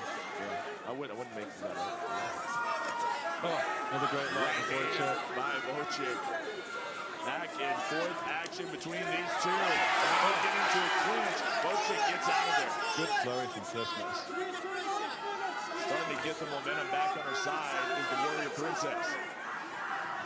You can tell the confidence is there in this round much more than in round number 2. Yeah, I think the Touchdown University corner is shouting for us to start scoring some points. Up against the fence we go. As they were jockeying for position, it was Vorchik that got Elizabeth up against the fence. And she's near her own corner, so she's getting instructions as we speak.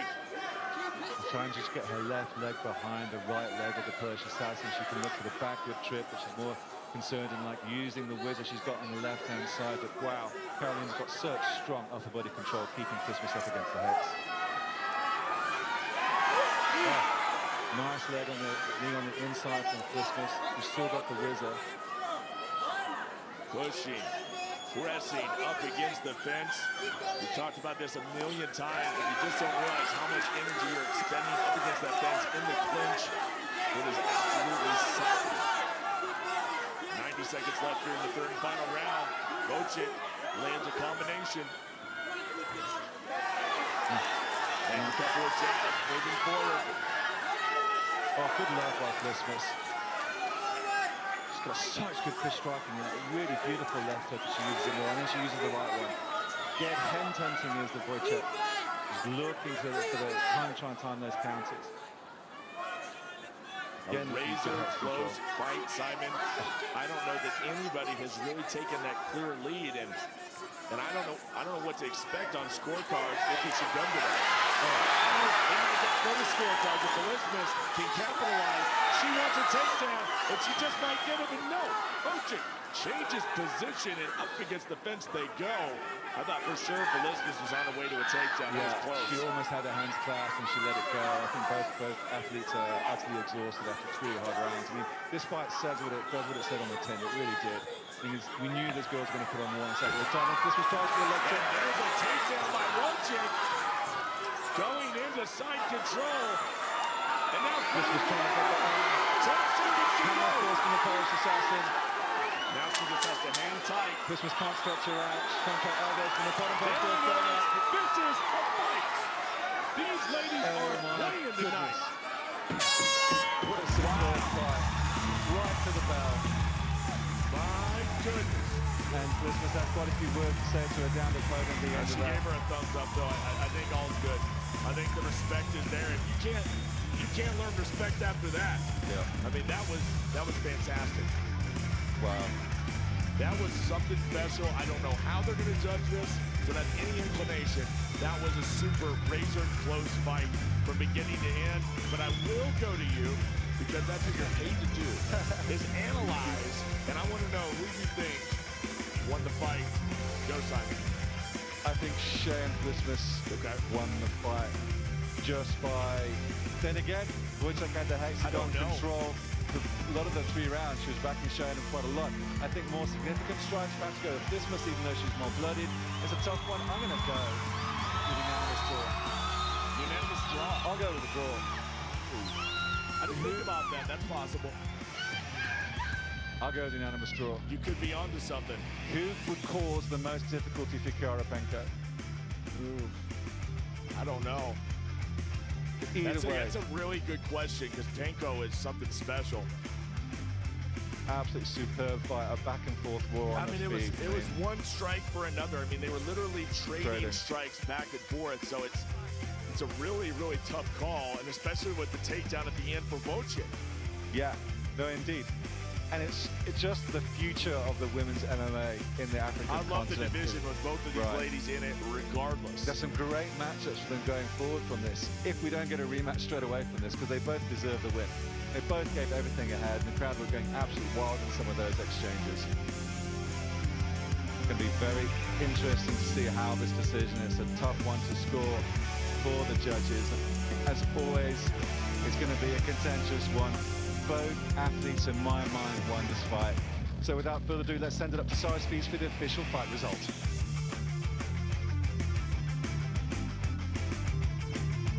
Ladies and gentlemen, after 3 incredible rounds, we go to the judges' scorecard for decision. Judge Farrier scores his fight 29-28 for Vorchik.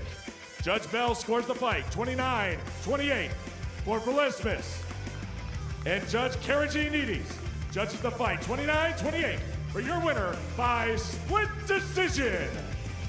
Fighting out of the blue corner, Cheyenne, the Warrior Princess of Lisbon.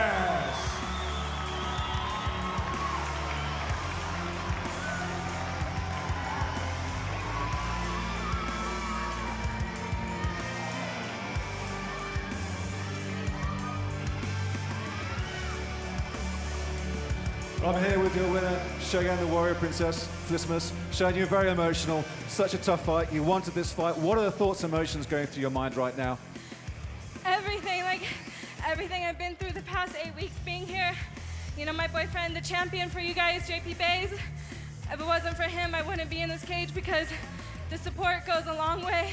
My team back in Vegas, at home, I love you guys, but this is my home now, and I hope I impress all you South African fans tonight, so thank you, everybody. It was a superb performance. We're so happy to see you in the Hexagon. We can't wait to see you fight again. Congratulations. Your winner, ladies and gentlemen, Cheyenne, the Warrior Princess, Lisbon!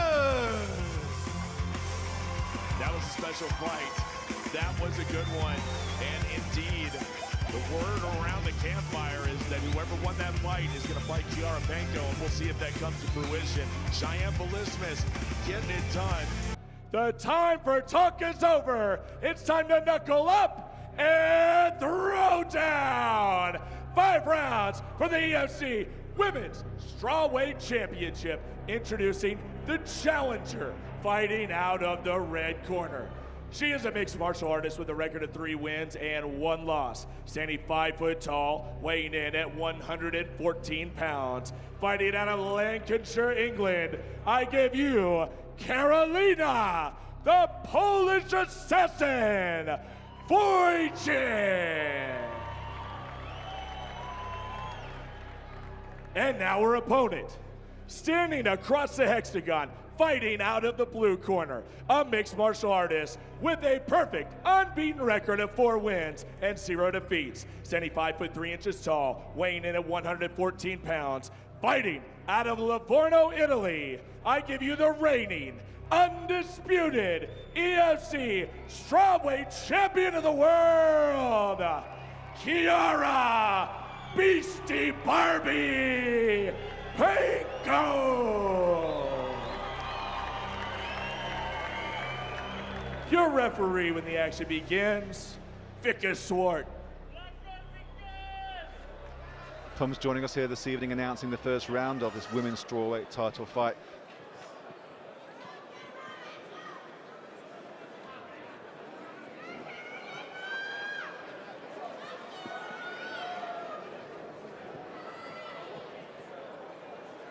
The title is on the line, and there is your champion, Kiara Beastie Barbie Penko. Taking on that young lady, Karolina Wojciech.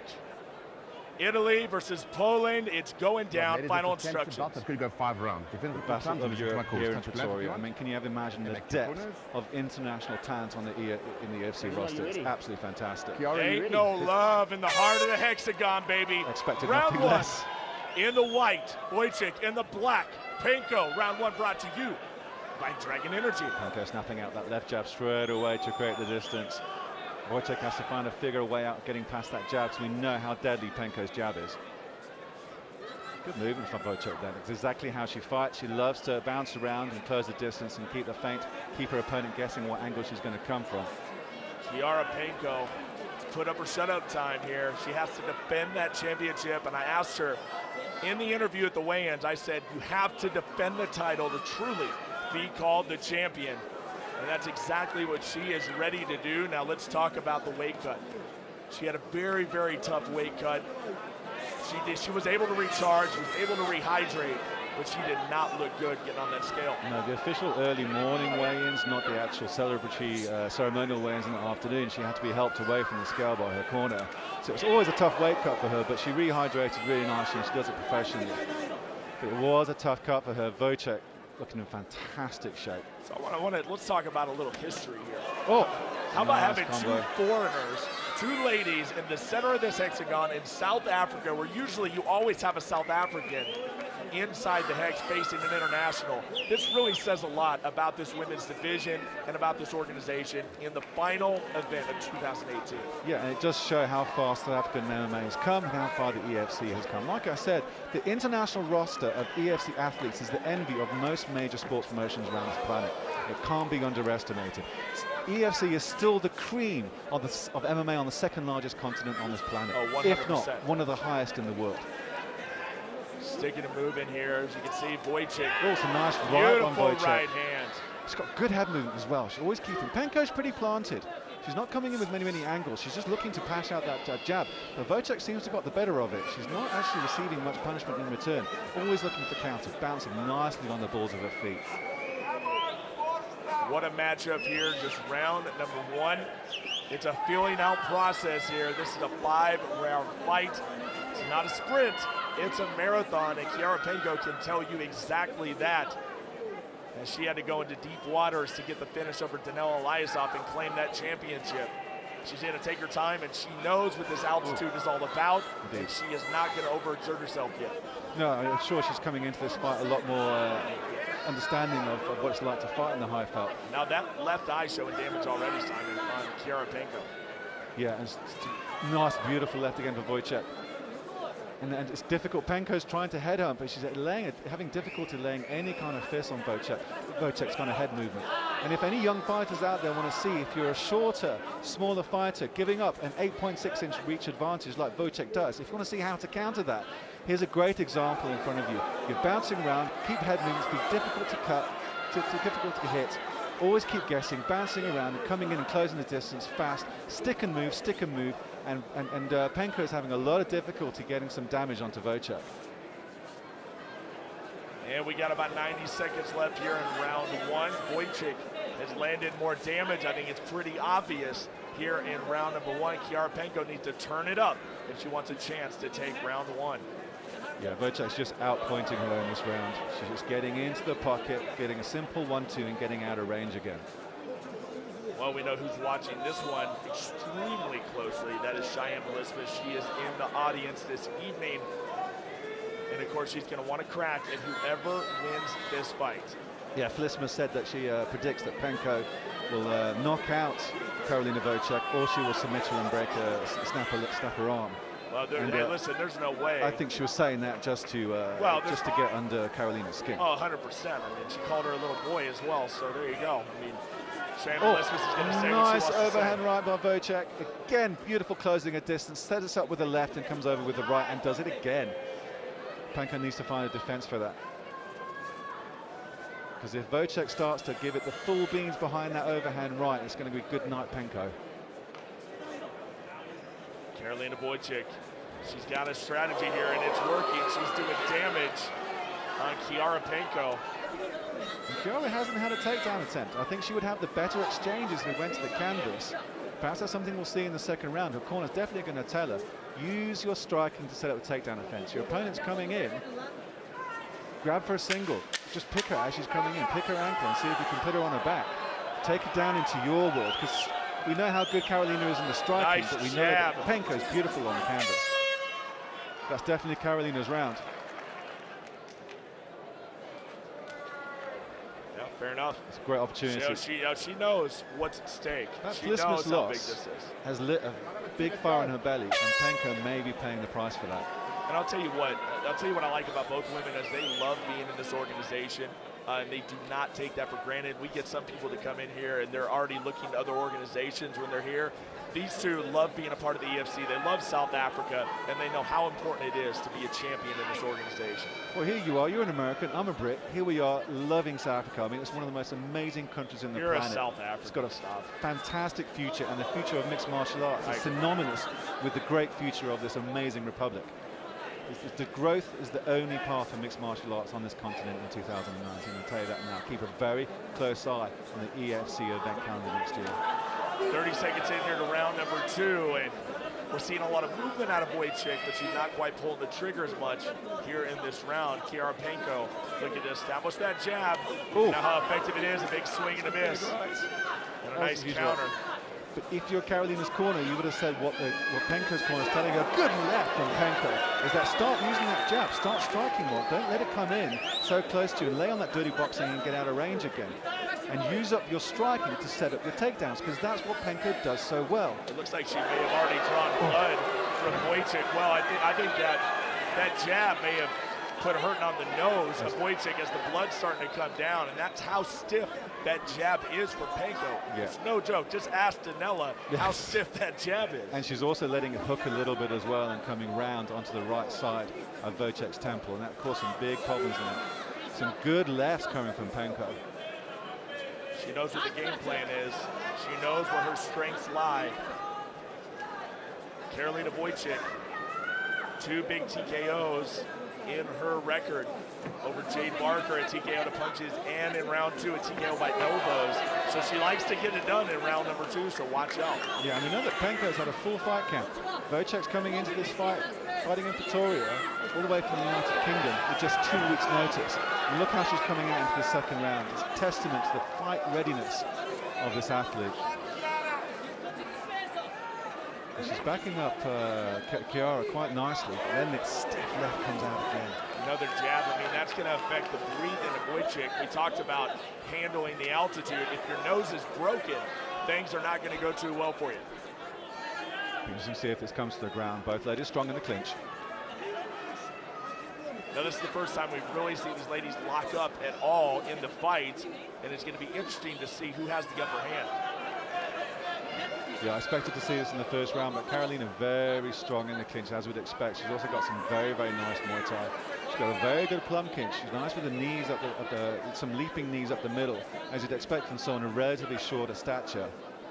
But she's very strong in her upper body. Her torso pushing Penko up against the hex. Up against that corner pad, it is Wojcik putting on the pressure, grinding against Chiara Penko.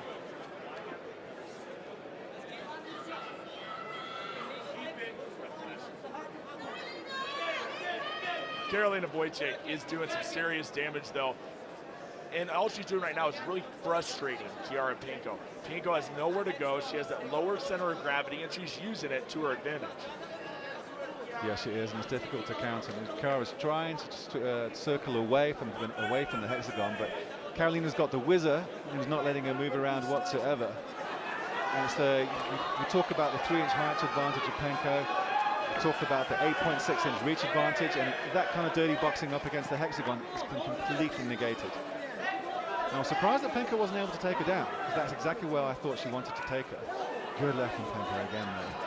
Karolina ragdolls her to the ground. Oh my goodness. What a takedown by Karolina Wojcik. And it's like she waited for her moment and she got it with ease, Simon. Well done by the Polish assassin. Punches from the bottom. You can see how good it's going. She's going for arm, but Karolina moves around very nicely. Stays in full guard. Now the good thing about Chiara right now is she's in her corner, and she does value her coaches very, very much, and she listens very, very closely. So that's what she's doing right now, and that may be the best advantage that she has in this position. Yeah, schooled on the ground by Massimo Rizzoli in Livorno in Italy. She's got fantastic submissions off her back as Penko. Very, very sneaky submissions. Got a great Kimura. But Karolina's very wise to that, and she's keeping good control. She's not letting her escape at all. Chiara trying to look for an arm, but no dice. One fighter out of England in Poland taking on an Italian fighter, and the fans are dialed into this main event for the title. Restonic with the action replay. It's a beautiful left jab. Obviously, Chiara's corner telling her we need to start letting your fists go because they're so effective in your last fight. Beautiful left jab, kind of mix it up with a left hook as well. Kind of feinted a couple of takedowns attempts. A much better round from Penko, but I've got to be honest, that was a great left from Karolina in return. Oh, 100%, yeah. And it was Karolina Wojcik, the Polish assassin, who went back to her stool a lot more fresher. Penko struggled to get back to her stool. Well, she needs every second she can get to recover. Our champion, defending champion, Chiara Penko. Karolina Wojcik going in to round number 3. There are lovely UFC Hexagon girls. Once again, welcome back, Michelle. Pumza in the house. We haven't seen Michelle in quite a while. It's good to see her back. She loves the Pretoria. We just see her in the RDG ads all the time. Okay, round number 3, girls, let's go. And here we go. Round number 3 brought to you by Dragon Energy. The ladies are putting on an exhibition out here of heart. Wojciech comes out very fast, and you can see Penko's left eye starting to close up a bit. That's going to cause her some problems, particularly in the stand-up, because it's been mostly on the feet. Penko's corner will be telling her that was a lot better second round. You're probably slightly higher. I'll give it a run round a piece. Power punch by Kiara Penko. We don't see that big right hand very often. Oh, nice right kick. Certainly unfazed as Wojciech though. She's tough as they come. Penko has never tasted defeat, undefeated in her career. Wojciech, of course, take the controversial loss to Cheyenne Blismus, and she wants to right that wrong. She wants to win here, and she wants to defend that title against Cheyenne Blismus and prove that she won that initial fight. Another stiff left jab coming from Penko. Still good movement from Wojciech there. She's not letting her opponent get away. She's cutting off all the different routes of exit for Penko and the hexagon. Good control by Wojciech, but she needs to get that head movement back a bit. She's not bouncing around as much as she did in the first round. One thing about Wojciech is she keeps her hands down a lot. She keeps them a little bit too low, and it leaves her wide open for that jab. Now, we're going to see Wojciech trying to bring this fight back down to the ground. She easily got Penko to the ground in round number 2. Is she going to be able to reenact that in round 3? Yeah, all of Carolina's pro wins. A lot of elbows, some TKOs from punches, a couple of decision wins, but we know that all of her decisions wins have come by knockout. She hasn't got a submission win, but I was surprised to see how she took Kiara down to the ground relatively easily and kept her down there, knowing how well and how sneaky Penko's jiu-jitsu is. Karolina Wojciech continuing to pressure Penko up against the fence, trying to tire her out. She doesn't need to do much more of that. Penko's already feeling exhausted. You can see it in her face, see it in her movement. But she continues to carry on because, damn it, she loves that title. And she doesn't want to give it up. Yeah, it's almost changed her life, hasn't it? She's become quite a celebrity. She's a superstar in the making. Her modeling work has taken off, but boy, she's a fantastic worker in the gym. So disciplined. But here we have Karolina Wojciech with a fantastic opportunity.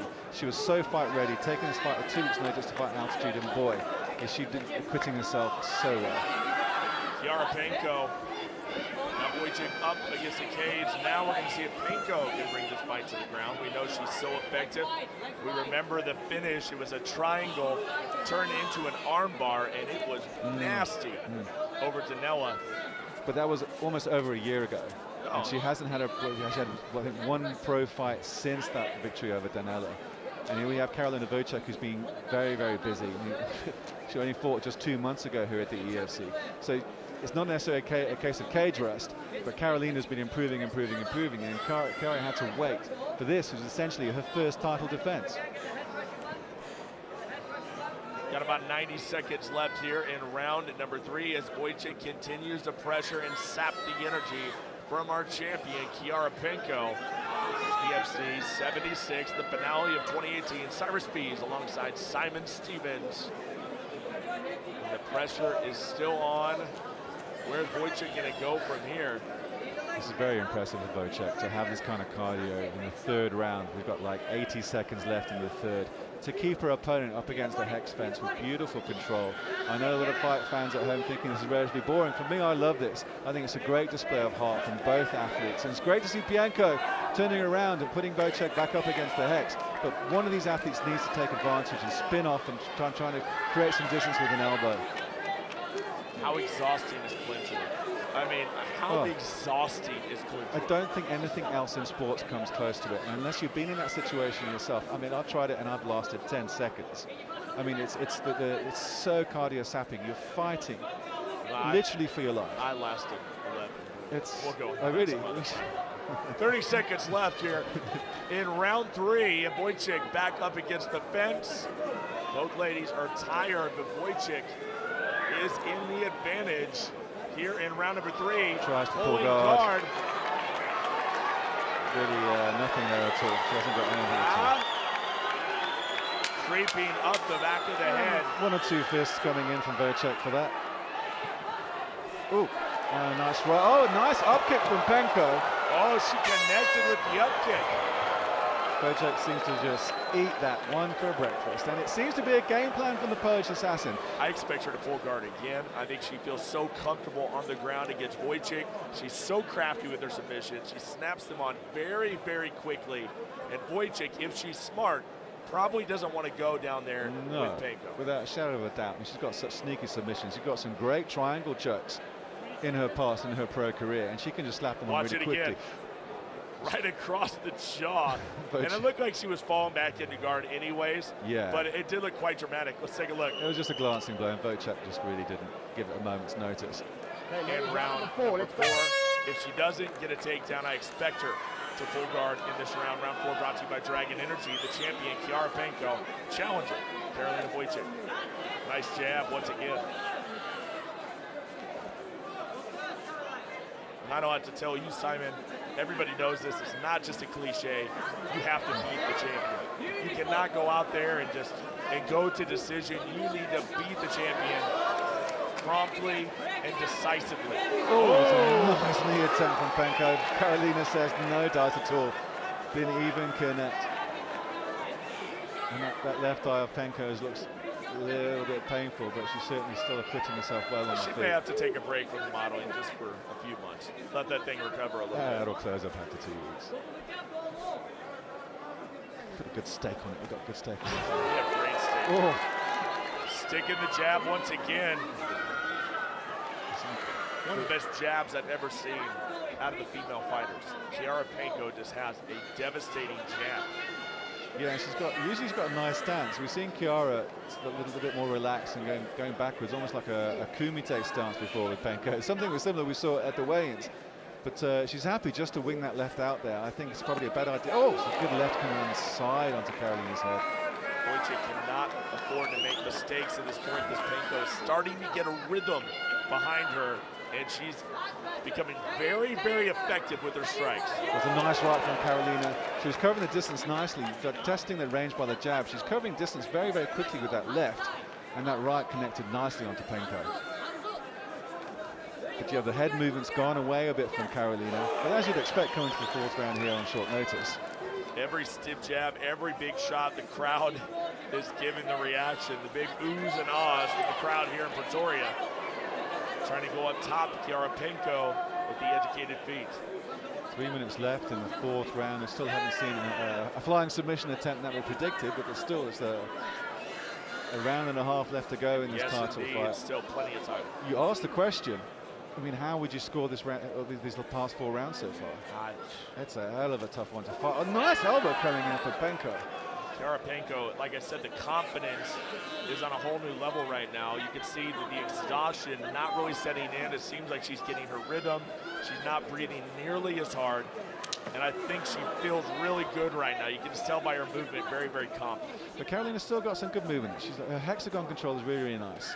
I mean, she was circling around away from Penko all the time. And then at other times, she's cutting off all the escape routes from Penko. Some nice cage craft from Karolina, but some of the head movement that we saw in the 1st round has gone, as you kind of expect.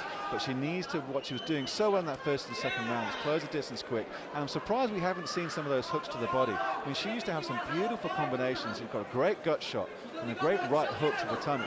I haven't seen that from Karolina in this fight. Karolina, though, once again getting a little bit of rhythm herself, and now they're getting tied up. Kiara Penko, both fighters separate. They want to test that chin a little bit more. And the crowd happy to watch it.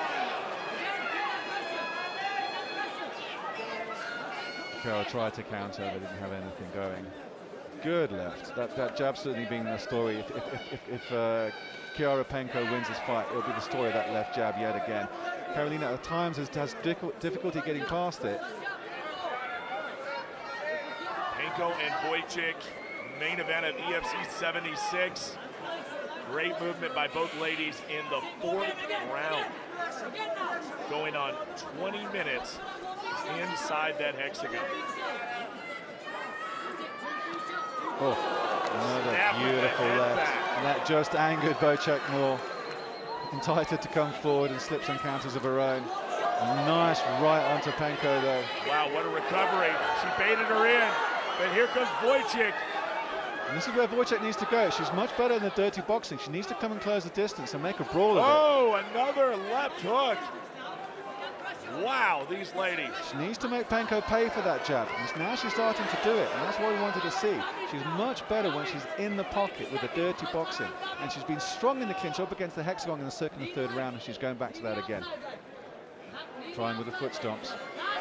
If you like striking, this is the fight for you. Both ladies willing to stand and trade. Now the clinch up against the fence. Karolina Wojcik is most likely going to try to end this round here. It was an exhausting fourth round for both athletes. How they still got something left. A great performance from both fighters. Very tentative, very equally matched as well. That is a hard fight to call. And we got one more round, obviously, but both athletes have to see this fifth round as a one-round title fight. I mean, 100%, I agree. A world title on the line. You come out and you fight like you've never fought before, just for 5 minutes. You have 5 minutes now to change your life. You put it like that, and these girls are going to come out swinging. I tell you that now. 100%. Let's take a look. Oh, and there's that big left hook snapping the head back of Karolina Wojcik, and another one just for good measure. That's Rastonic bringing you the action replay, supporting dreams since 1938. And there's Pumza letting us know we're going into the fifth and final round of the main event of EFC 76. Yes, indeed, WMMA stand up. What a matchup here in Pretoria. And if I'm this woman's corner, I would say to her, make her pay for that jab. Get in close, make a brawl of it. Your dirty boxing is better. Use your gut shot, slip and hook. Because once you close the distance in the pocket, you're a better fighter than Penko. Don't let her pay for using that jab and close that distance. That's what Wojcik does so well. Kiara Penko setting it up, but Wojcik, she needs to be the first one. She needs to be in there before Penko. Oh, a nice front kick from Penko that snapped back Karolina's head. Again, she's tough as nails.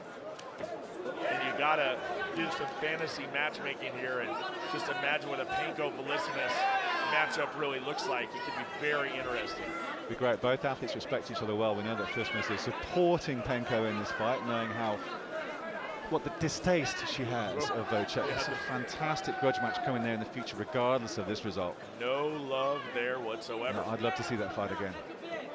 And so we're a minute in, and there's that jab once again. Penko, so extremely accurate.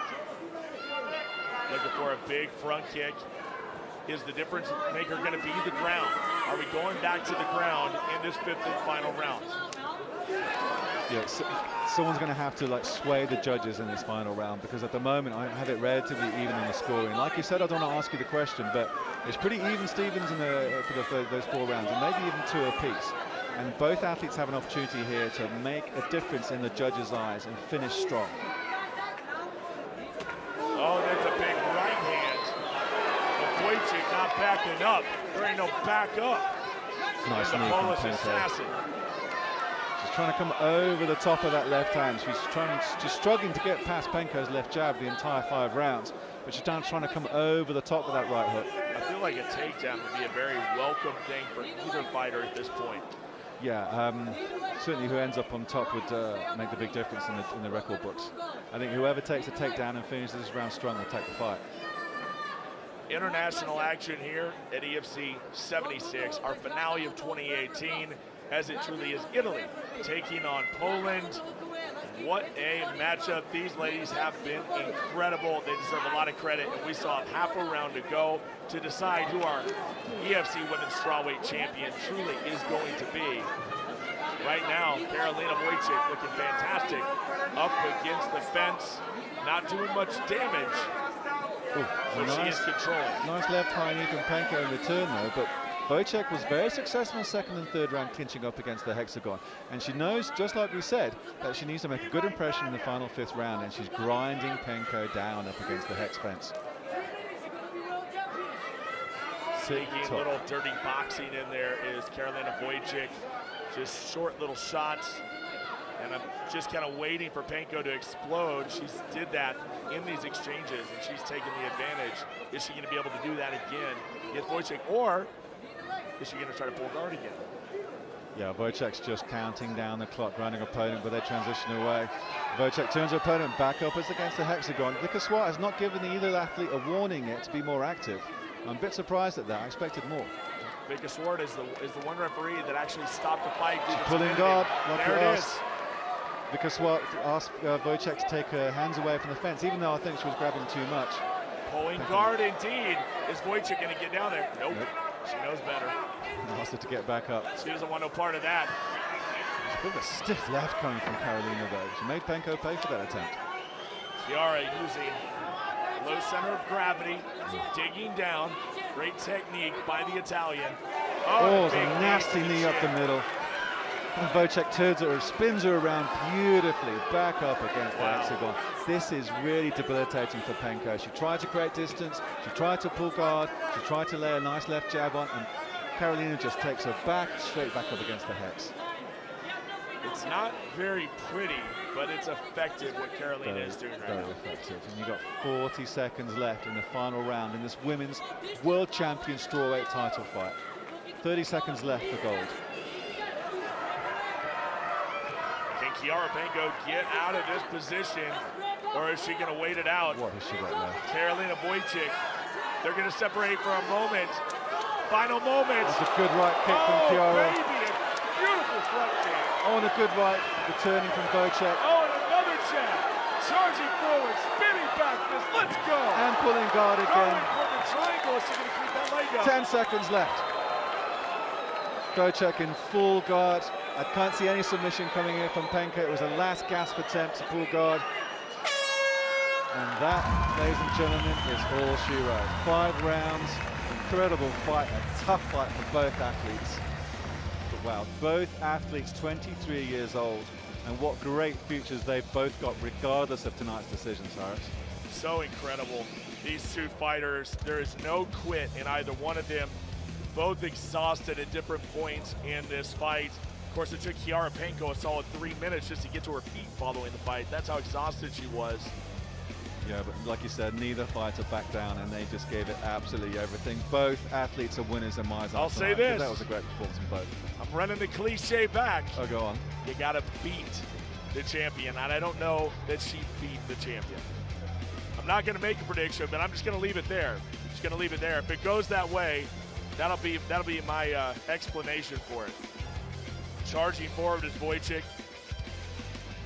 Yeah, Karolina still thinks that she probably won it.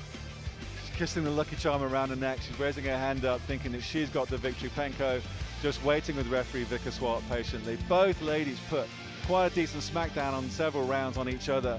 Both connected. That stiff left jab of Panko is really the story. So let's find out what history will say with Cyrus Fees. Ladies and gentlemen, after 5 hard-hitting, incredible rounds of action, we go to the judges' scorecard for a decision. Judge Farrier scores the fight 49-46 for Wojcik. Judge Bell scores this fight 48-47 for Panko.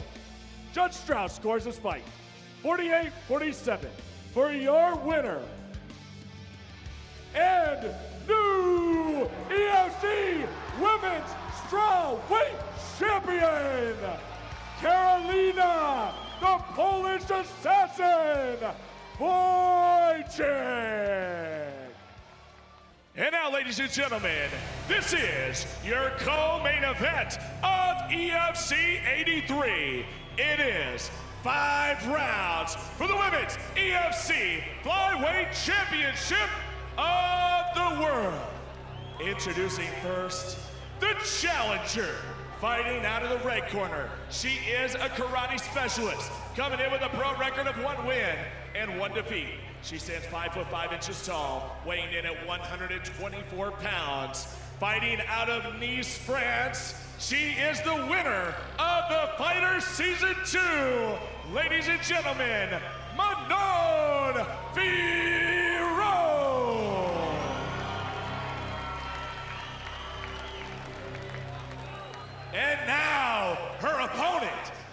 across the hexagon and fighting out of the blue corner. She's a mixed martial artist with a record of 4 wins and only 1 defeat. She stands 5 foot 4 inches tall, weighing in at 124 pounds.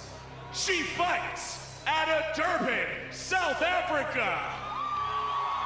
I give you the reigning, defending, undisputed EFC flyweight and bantamweight champion of the world, Amanda Lino.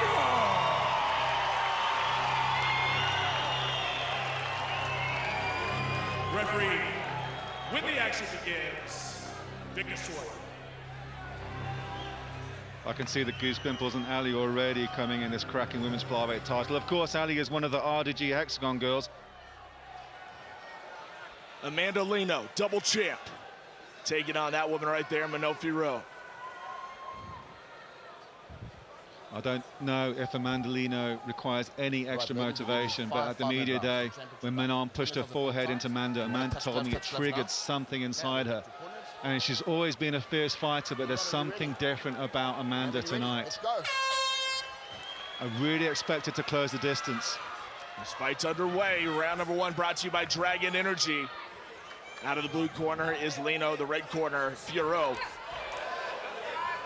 The question is training with Rodney van der Vlucht in Belito and Umschlanger. I expect Amanda to probably trade Manon down and see if she can test her on the ground game. So we haven't seen much of Manon's ground game. Are you sure that's not van der Vlucht? Love you, Rodney. I know you're listening to this. And a nice side kick right to the body. Yeah, with that karate background, she's got a very varied kicking attack. She's got a nice switch kick, a good question mark kick. She mixes up beautifully the kicking attack. But it just takes one of those for Amanda to catch and dump her on the floor and start moving into side and do the ground and pound. We've seen it before from Amanda when she fought Rizlan Zouak. You know, we got what a great judoka Rizlan Zouak was, and Amanda was able to gut it out and take the win in incredible fashion. Oh my goodness, Fiorot is just, she is something special on the feet. What she's able to do, and there it is, the attack. Fiorot pushes her right up against the fence with no hesitation and no resistance. Amanda's got the underhook, she's pulling with the right. Now she was able to make the weight, but from what I understand, maybe a little trouble with the weight cut this time for Amanda Lino. She does look fresh, she looks focused, and it probably isn't going to make a difference, but could. Yeah, I don't think it's a problem. Particularly, everyone talks about when the Durban guys come up here to Pretoria or Johannesburg fighting at altitude. But Amanda's fought enough outside eThekwini for it not to be an issue. Yeah, I know she's got absolutely fantastic cardio. She's been in camp pretty much all year for this fight. She never stops. And she's been so ready. She lives it. She breathes it. She eats it. She lives it. Yeah, no, she can fight for days, can Amanda Lino. I mean, I can't help but to go back to the Zouak fight. It's one of the best fights I've ever seen. As far as just showing heart. I mean, yeah, 4-1. She's wise beyond her years as Amanda, and she's a great leader of that team at KO Fighting Fitness. Gets the takedown on Lino. That's interesting to see, isn't it? Didn't necessarily see that happening. Amanda's no slouch off her back. She's tricky. She really is. Yeah, it's a very comfortable position for her. I've asked to see Manon Fiorot's ground game, and I'm going to see it straight away in the first round. I'm happy. Yeah, I know we give her a lot of credit for the stand-up, but now she's showing us a little something here, top game-wise. Nice half guard netted. What has that not been the position of the night? Yeah, it certainly half guard has really equaled victory this evening. Amanda tries a little hit bump with her right. She's going for that again. Trying to turn into Manon. She's got the underhooks. It's a decent top control from Fiorot.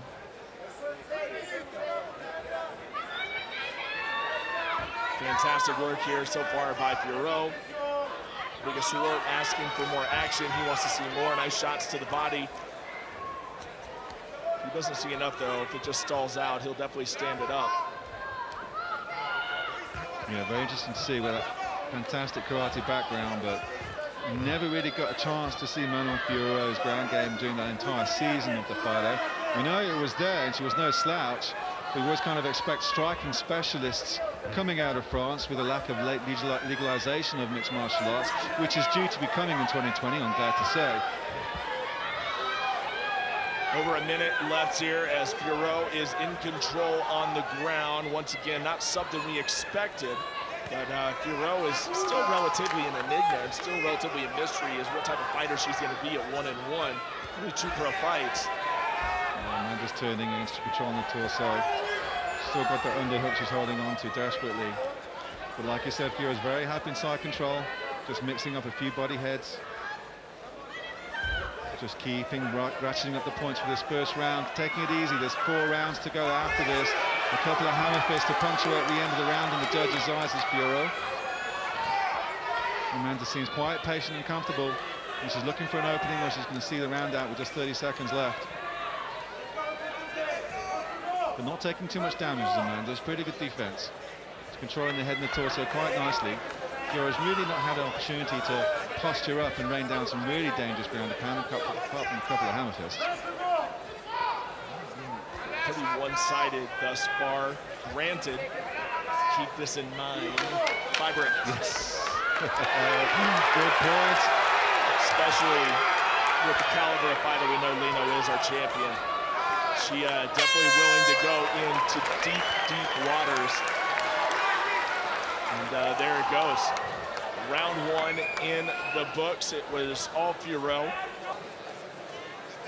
But Amanda seemed very patient, controlled, didn't take too much time. There's a bit of a flourish from Furo at the end, but I will hardly say that the ground and pound was ferocious. That one hit me hard. I wasn't expecting that. But definitely that first round going to Manon. It was one of your best ones there.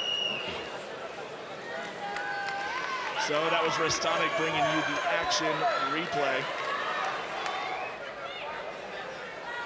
Manon Furo. Round number 2, let's go. And here we go, folks. We go into round number 2 of a possible 5-round bout for the women's flyweight championship. Manon Furo moving in already. To come in with a nice left right. Manon Furo says no dice there, no, actually no problem. I'll say this. Furo has a little bit of a swagger about her. She's a little cocky. Yes. She doesn't say a lot, but her body language, the smiles, the smirks, she's a little cocky. Yeah. I'm okay with it. Kind of like that. And then so is Amanda's also very, very confident. Well, you're right. You're right. Yeah, and so they should be. With this level of skill set, they have the right to be so. And what a journey it has been for Manon Furo. She certainly backed up Amanda with that there. You know, and that reality show is no joke. You talk about so many weeks away from your home and the sacrifices that these ladies had to make. There's a good right side kick to the gut of Amanda. And that's backed her up a little bit. There's a good usage of range there from Furo. Happy to keep the distance. I did expect Amanda to be coming forward a little bit more and making it dirty. That lateral kick to the head, to the knee, also pretty dangerous. Nice variety. Charging forward there is Amanda Lino. It's a good movement from Amanda. She's really happy to control the hex and stay in the pocket. Furo is definitely giving her some challenges here. And Amanda's just trying to adjust. She's taking a few shots. Double champion. We've had a few here in the EFC. Of course, the man that you'll see in the next bout, a 2-division champion not too long ago, Drix Duplessis. Yeah, Amanda's trying to figure out Manon's range. She really wants to get in close and get her hands on her, either use the dirty boxing or clinch up.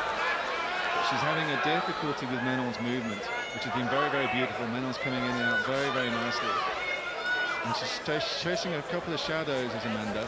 I expect her to come forward and brawl a bit more. How much?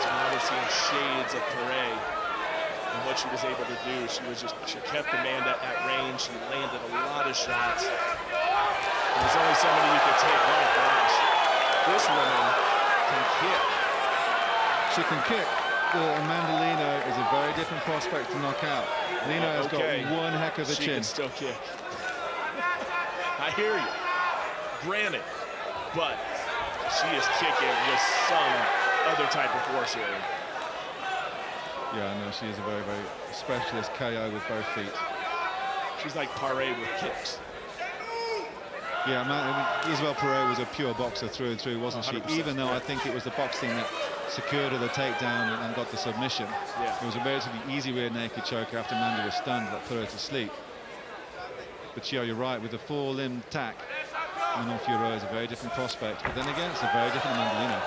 You know, what about being a double champion? You know, we talk about the glitz and the glamour and the history that it's all about, but then you got 2 targets on your back. Not only just 1 target, you have 2 targets. That's a lot of pressure to live up to. And we haven't seen really anybody step forward to challenge for the bantamweight championship. But in the flyweight division, there is a lot of great fighters out there. Yeah, the future of women's mixed martial arts certainly looking bright in 2020 with talents like this. Big overhand from Amanda. Big swing and miss, and Fiorot's coming in. Another big left high roundhouse from Manon Fiorot. And for these 2 rounds, she's really backed up Amanda up against the back of the hex fence. Again, I really like this high step she does. I don't know what that's all about, but that's fun. She looks like Deion Sanders high step into the end zone for a touchdown. But Amanda doesn't want to be in this kind of game. She doesn't want to be in the range striking kind of game. I really expected to put men on the back foot, like she's not doing that.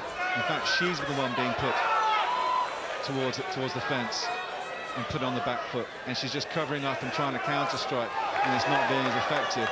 Now, Amanda's really strong when she's brawling and she's in the opponent's face and doesn't give them the space to pull out those kind of range kickboxing attacks. But she's allowing Manon to do that, and it's another left roundhouse that's finding a pretty good home.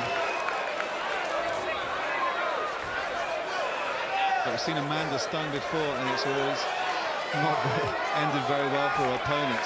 Again, the lateral kick. Oh, and now she throws out a spinning back fist. Doesn't really connect with it. Amanda kept the guard up nicely. She's been very defensive. Oh, listen, Manon Fiorot, she, like I said, the swag is high.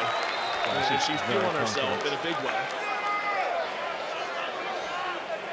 Let's take a look at the oh gosh. Yeah, maybe not got all of it, but she got enough. There's another one, didn't quite get all of that, but a nice combination. It's a beautiful combo, wasn't it? It really was. She is special with those kicks. And that just went straight through the guard like butter. Amanda had her right hand high up every time those kicks came in. Oh, there's a beautiful connection. Really finding the foot curve around the back of the head and going straight through Amanda's guard.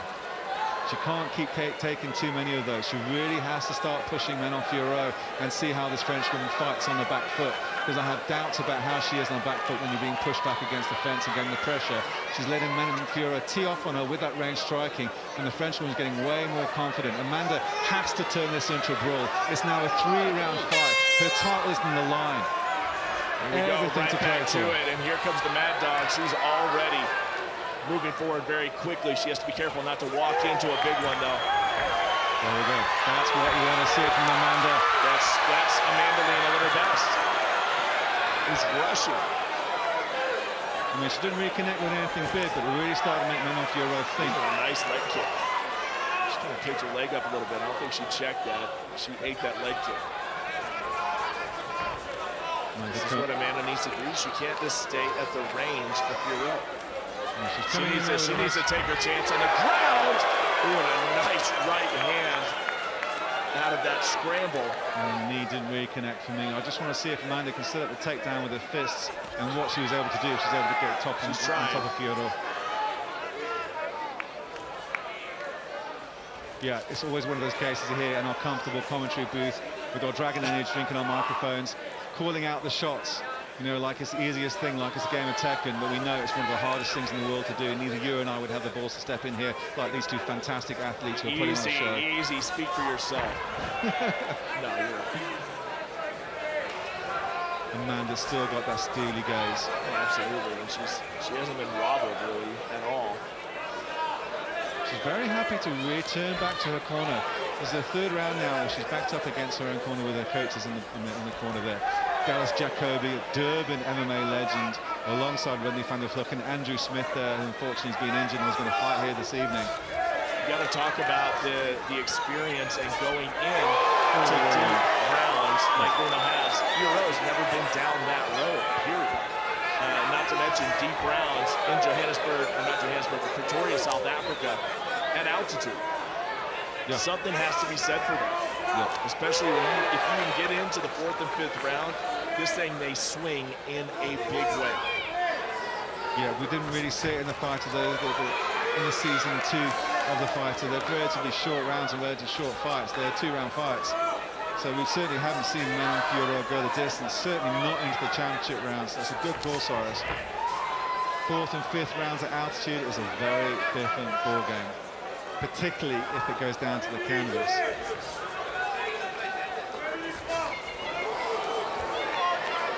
Great southpaw work there. She sticks that right hand out there so easily.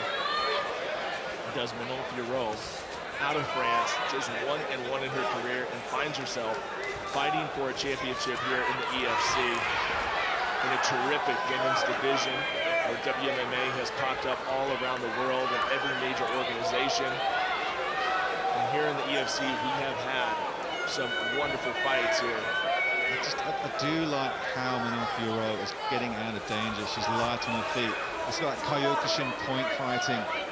You know, it's the kumite style of keeping light on your feet and jumping in and out of range, in and out of the pocket, mixing up your kicking like attacks. Bloodsport kumite, right? Similar. Yeah. Back to Frank Duke. Back in Chong Lee. Charge it forward.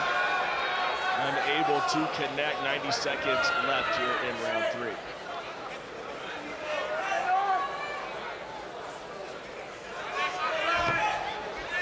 Still no real damage caused by either athlete. Of course, I think at this point with a minute to go, Mandolino is 3 rounds down.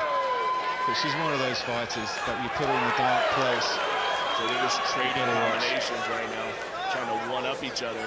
A minute left here in round number 3, and kind of what we expected in that, you know, 2 high-level athletes canceling each other out. I do believe Fiorot has landed more significant damage, more significant shots, although Lino is having a good round. Oh, that was a good right from Fiorot. If Lino could finish this round strong, she may steal the round, but she has to do something significant. Yeah, certainly better than the first 2. It's a testament to Fiorot's ability from striking from range, but actually Amanda is the athlete that has an 8-inch reach advantage. And Fiorot is backing up Amanda again, but Amanda's happy to stay in the corner with the coaches.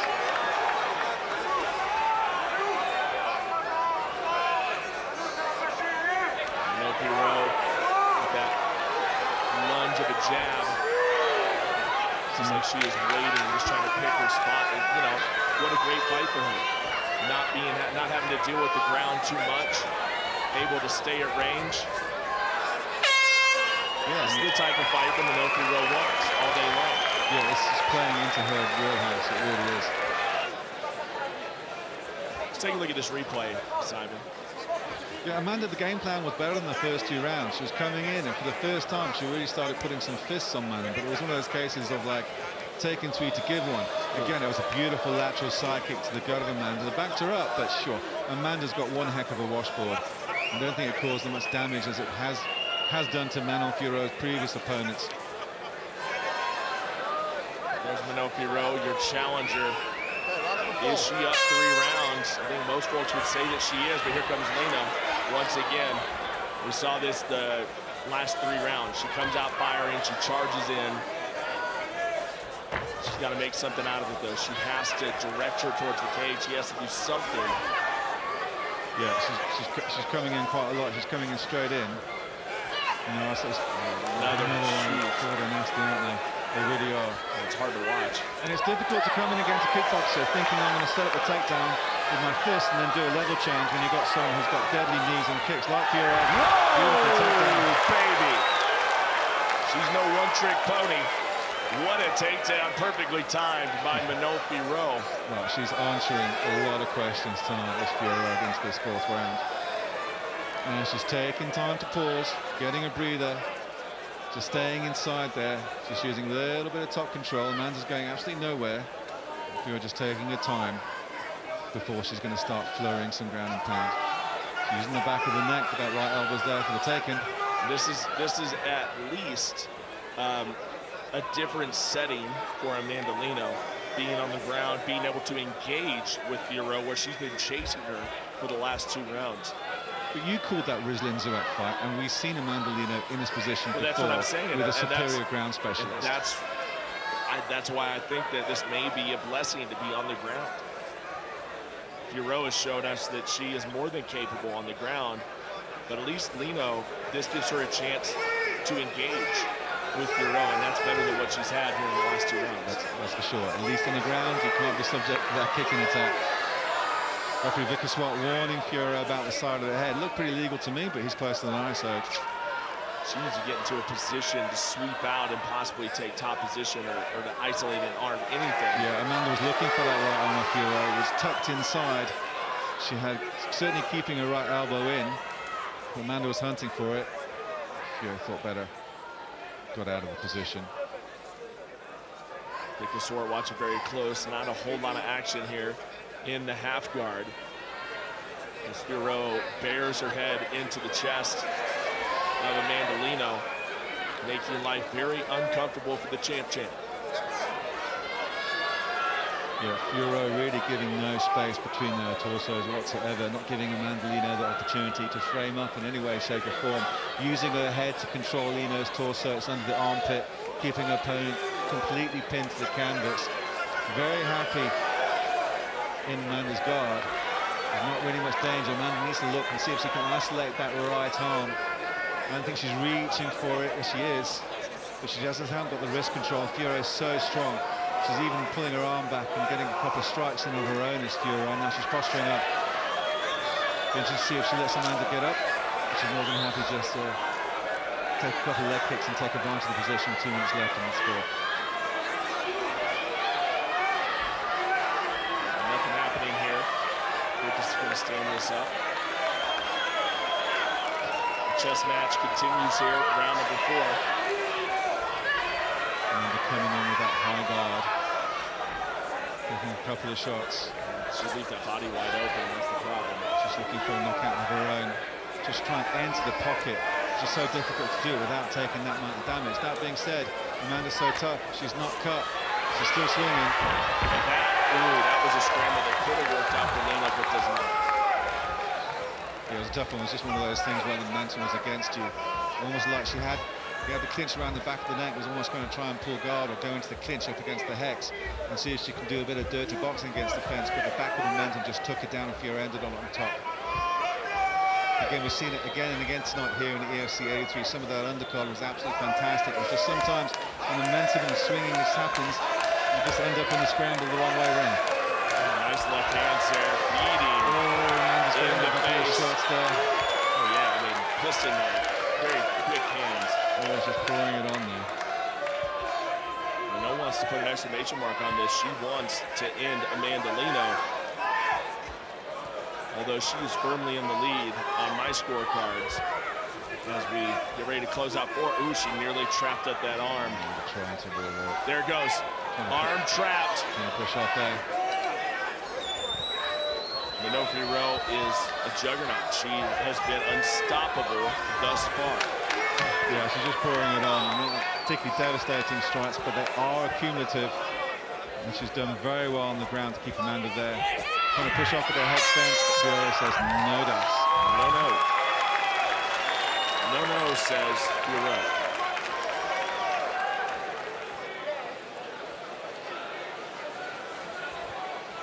That was a beautiful time. It was a double leg combined with a trip and end up beautifully into side.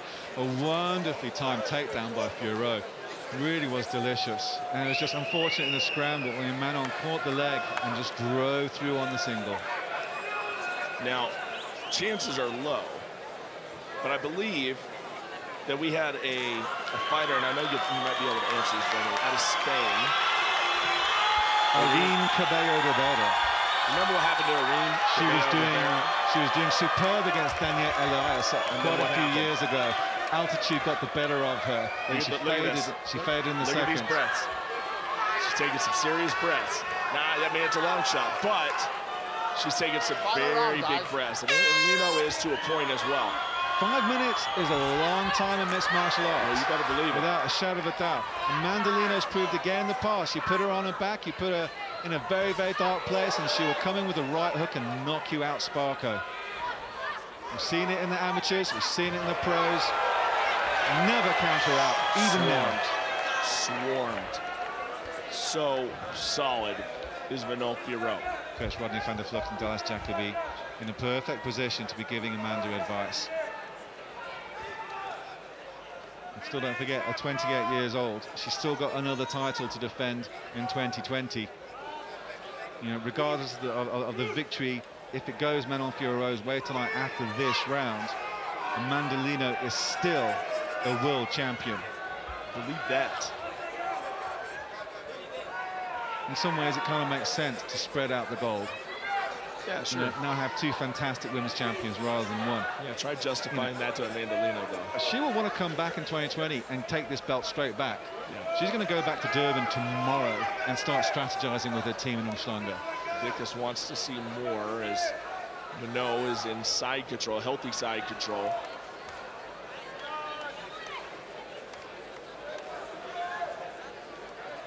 Yeah, it's very difficult for Man to get out of here. I mean, Fiorot had the butterfly, now she's in full mount. Full mount with a lot of time left. Amanda Lino is in a tough spot, to say the absolute least. Oh, Manon's posturing up. Oh, this might be the beginning of the end. This might be too much. Amanda's so strong. She's still trying to hip bump. She's She's get underneath still that trying to neck. explode. She sneaked it underneath. She hasn't got her locked in, It's though. under the chin, though. She's happy to get the strikes to soften her up, to see if she can. She's cranking She's got it. her. She's She's cranking got it. her. It's under. She's shutting her down. We've seen Amanda go to sleep in this position before. She refuses to tap. She's one Manon of the Fiorot toughest is athletes on we the have. precipice. Amanda's turning around. She's going the right way to get out of it. Amanda Lino, tough this out with before. every ounce of energy in her body. There's nothing Rodney van der Vlucht can say to it at the moment in time other than just to gut it out. What show of spirit from Amanda Lino. 100%, but she still is in a bad, horrible spot right here. I don't know that she's getting out of this one, Simon. She's trying to wall work and turn around. She just needs to grab hold of an arm to get one of those. She's got a decent rubber guard as Amanda. She's so giving hard up to her put back away. again. She's got fighting for wrist control. There's still a chance here for Amanda to get She's out in of it. autopilot. She's in going to try muscle and get memory. She is exhausted, but she's still fighting. My goodness, Amanda Lino, 23 minutes in, and she is still giving everything that she has. Yeah, the last time she was stuck in a rear naked choke against a French woman was Isabelle Perret, and she refused to tap. She went to sleep. She didn't go to sleep this time. There's still 2 minutes of hope left for Amanda Lino to keep this women's flyweight title. 2 minutes indeed, but hope is running out right now. It's very tight, and I don't know that she's going to make a mistake. Fiorot, hammer fist, trying to end it, still scrambling. She's still defending as best as she can, which is why Vickers Swart has not stood them up. He's getting plenty of action. Manon Fiorot is certainly not sleeping on Amanda, though. No, she's not. She's playing the game right. She's trapping that left leg basically in half with Amanda's torso up against the hex. Very difficult position to get out of. And Manon's just going for the side flank, trying to soften up the ribs. That left elbow there is there for the asking. Amanda's doing a very good job of preventing Manon from posturing up with that left arm around the back of the neck. She's controlling Manon's torso very, very nicely. Manon's got the right arm of Amanda trapped now to prevent that exact exit route from Amanda. And there's some nasty right hands coming in. Systematic punishment from Manon Fiorot.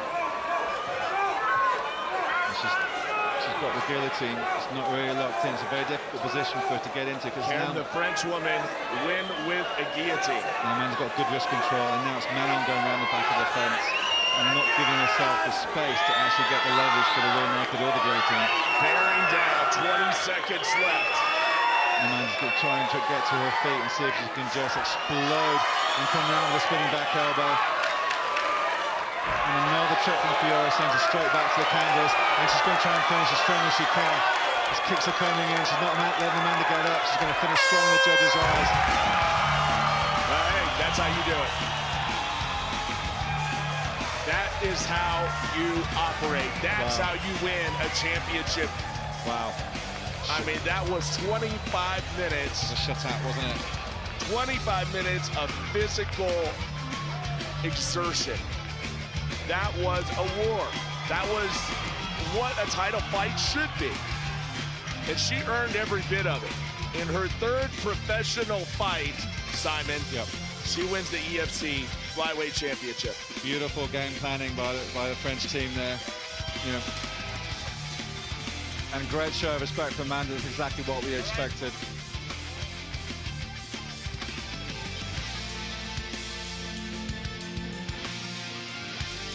Absolute great display of guts by Amanda Lino to put up with that over 5 rounds.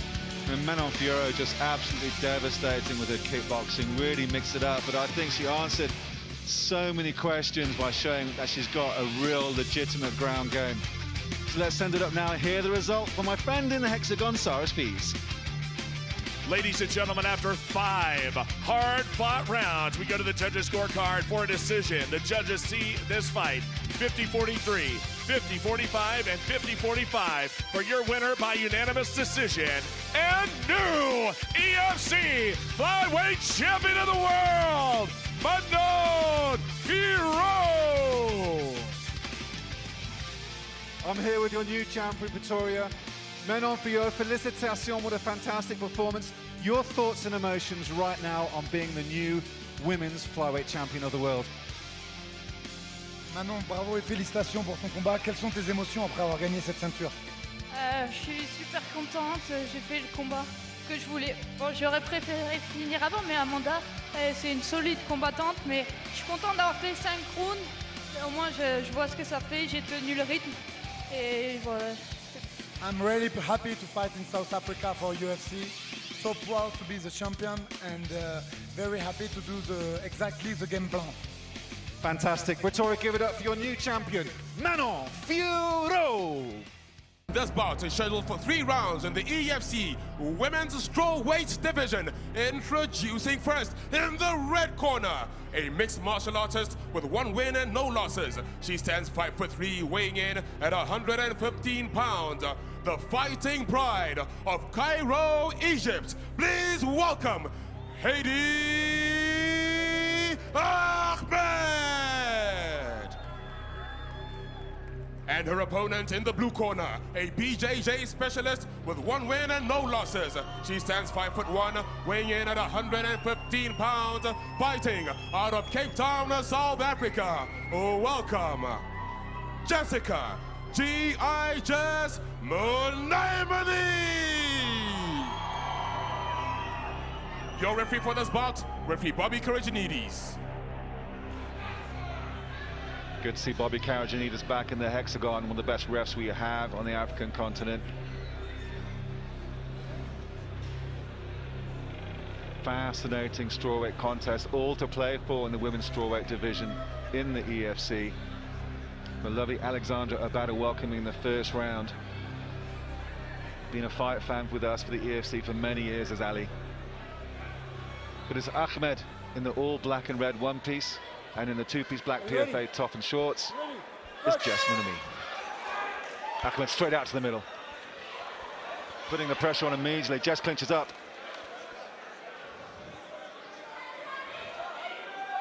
Pressure came straight out of the gate.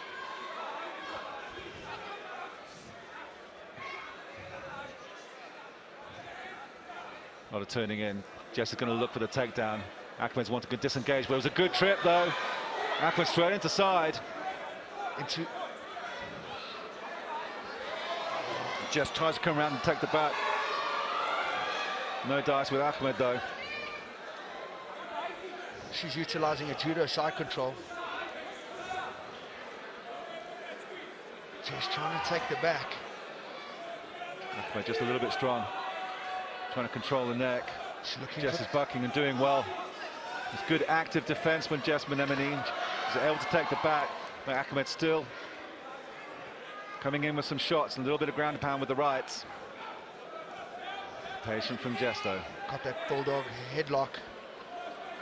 Old school. Backyard. Throwing a lot of pressure to that head. Oh, pops out. Good job. Good job from Jess. Ackled's holding up the neck. Now Jess with the takedown. Comes into half. Now she's in full mount. Nice and calm transition and reversal from Mnemone. Into the full mount position.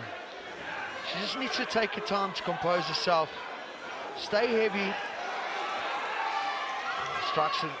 Ackled's getting up her back. Turn her back.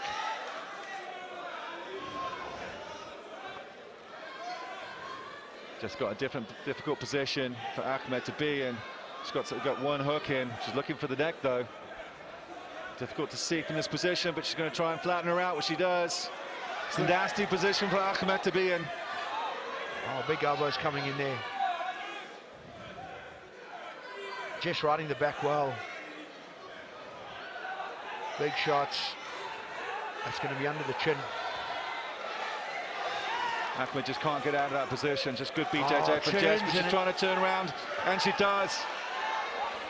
Good work from Ackmed. Good turn in the position, just immediately looking for that triangle position. Going to the omoplata. Just can't get it overhead. Some nice elbows from the bottom from Jess Mnemone. Ackmed just got to get out there. The triangle's in. She's going to pull down. She's got it. She's now in the seated triangle position. This is the nasty position, Ackmed. How can she get out of this? She's taking the shot. The triangle is still on. She's trying for what she can as an escape. But it's such a dominant position. The elbows are coming on. Bobby Caraccinis is looking very closely. He's warning Heidi Ackmed to stop, and it's all over. Jess Mnemone goes 2-0.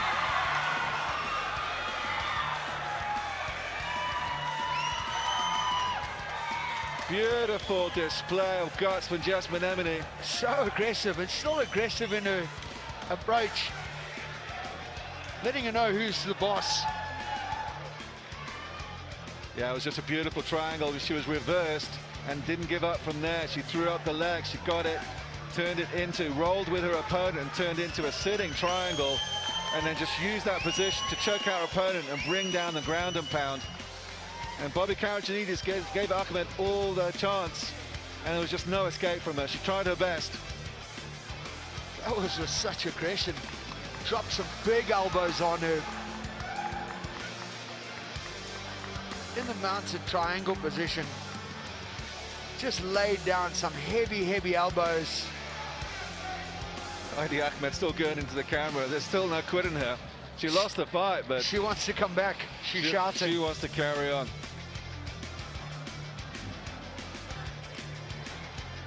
Now let's take us through the Sonic Action replay, Gareth. She did exceptionally well to get on the back. Good leg sweep. Went into that half guard. See that full mount triangle and dropped some heavy elbows. It seemed like she was coming out the back door, but Bobby had seen enough. Yeah, there was plenty of unanswered blows there. I mean, there was even an armbar on there as well. Yeah, there wasn't really no escape from that position, is there? No, definitely not. All the weight, she was carrying all the weights on her head. The X-crutch, 2 back from Jess Mnemone as well. So let's get the official result and send it up to Kotso Belaldramapo. Ladies and gentlemen, referee Bobby Caraccinis has called a stop to this contest at 3 minutes and 9 seconds of the very first round, declaring your winner by TKO due to strikes. G.I. Jess Mnemone! I'm here with your winner, Jess Mnemone. I'm sure some peace will be made later, but still I've got to talk about the jiu-jitsu coming out of PFA. Was that the plan the whole time to take her down? The plan's always to take him down. I like ground and pound too much.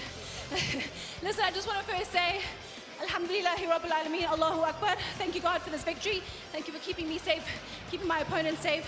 Yo, that was fun. That was a lot of fun. Did you want to prove a point after the weigh-ins yesterday? Yes and no. I don't think it was so much about proving a point after the weigh-in, but I don't like disrespect. I don't like ugliness. We sports people, so it threw me off a bit. but I really wanted to put that aside and not fight emotionally. Blazing a trail in women's MMA in South Africa. You're an example to so many people. Where's this journey take you now? 2-0 in the women's strawweight division. What's next? You know, I've said this before, I just want to ride this wave as long as I can. I'm not a spring chicken. I feel like I'm on borrowed time. So I want to do as much as I can with the time that I've got. Well, can't wait to see you back here soon, Jeff. Just give one big shout out to my coaches, my husband, Anisha, Morty, every single body in the gym that was available for me during this camp. Thank you so much, Team PFA. And now, ladies and gentlemen, fight fans all around the world, it's war! 5 rounds for the EFC Women's Strawweight Championship of the World. Introducing first, fighting out of the red corner, a Muay Thai fighter with 7 wins and 5 losses. She stands up 5'3", weighing in at 114 pounds. Fighting out of Birmingham in the UK, welcome, Alice Adeline! And now introducing her opponent, fighting out of the blue corner, a mixed martial artist who stands undefeated with 2 wins and 0 losses. She stands up 5'1", weighing in at 114 pounds, fighting out of Cape Town, South Africa. Welcome, Jessica G.I. Jess Montgomery!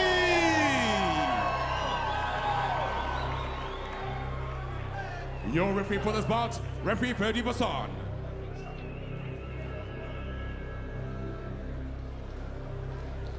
Ferdy Bassan is your referee for this championship matchup.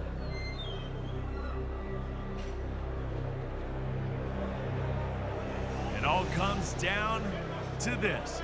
5 rounds. That is Liera, your Ignite model tonight. Make sure to check out Dan Bilzerian's Ignite Premium Vapes. Alice Adeline, fighting out of the UK. Taking on South Africa, G.I. Jess Buenami. Final instructions from Ferdy Bassan. Obey my commands at all times. If you say stop, stop immediately. If you want to touch gloves and go to your corners.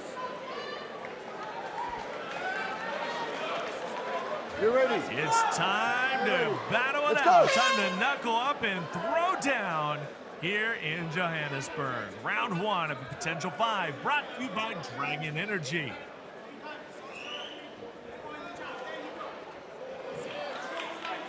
Nice exchange from both, followed by a leg kick from Alice. Just looking for home for that right cross. Alice comes through with a nice one too. It's so funny, Simon, you know, not even thinking about the fight prep, but, you know, I go onto my social media on a regular basis, and Alice Adeline has articles all over the place, always talking about what she does, you know, with OnlyFans and the modeling and the content and everything that goes with that, but also talking about her fight acumen. And I don't think there's enough credit given to her for what she can do inside of a fighting structure. And here she goes, picking up Major Steve, putting it on. Oh, it's a big right. G.I. Jess, She's just landing so many combos. Jess is looking to scramble. She's got clinching up. Nice hip throw from Alice into half. This is a performance of a lifetime for Alice Adeline.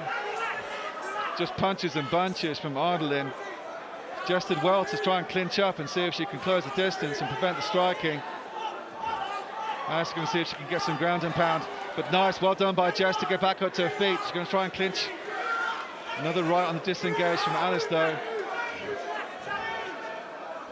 Jess going to look see if she can start landing some strikes of her own. She's going forward. Certainly weathered the storm there. So just punches and bunches from Alice. You're absolutely right. One thing that we note and one thing that we've seen over the years is that these ladies can really dig into deep territory. Like, they can really go to another gear when they get inside of this hexagon. We've seen it time and time again. And already G.I. Jess is being tested tonight here in round 1. We're 2 minutes in. And this is already a slugfest. Another right from Alice, and more punches. Jess looks to close the distance again. Alice was looking for the hip toss earlier, but it was a good defense on the feet by Jessica Menemone. And they're clinching up. This is what Jess needs to do. Being tested. She needs to slow it down a little bit and see if she can get a grappling game on. See if she can work inside the clinch. Good head control from Alice up against the fence, though. Both exchanging shots up the middle. Talk about the impact she made on the Fighter Season 2. And now, getting a chance to come back. Big knees to the body, and that may have really zapped Jess Menemone.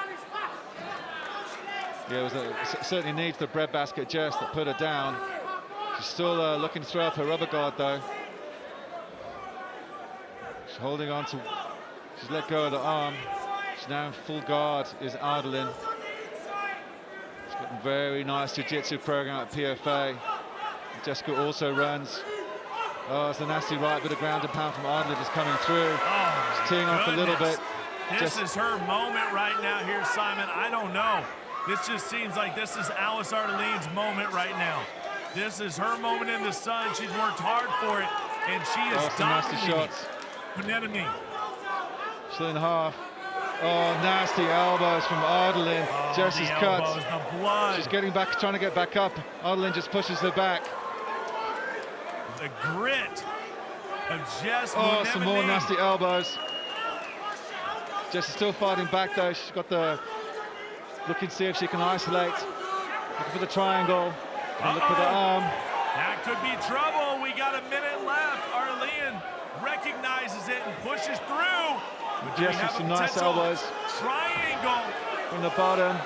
Alice can't sleep on Jessica's BJJ, that's for sure. She's let go of it. Another right shot from Alice. She's losing a lot. Shots are coming in fast now. Alice is looking to the finish. Jess needs to get out of this position. Bloodbath. Jess is getting back up to her feet. Continues to trudge forward. This is incredible. What a performance. The amount of grit by Jess Menemone. This is special. Yeah, just showing the heart and guts of a champion, Menemone. Showing that she's ready for the war, but she's taking some more shots from Ardelin to back up against the fence. She's moved from this.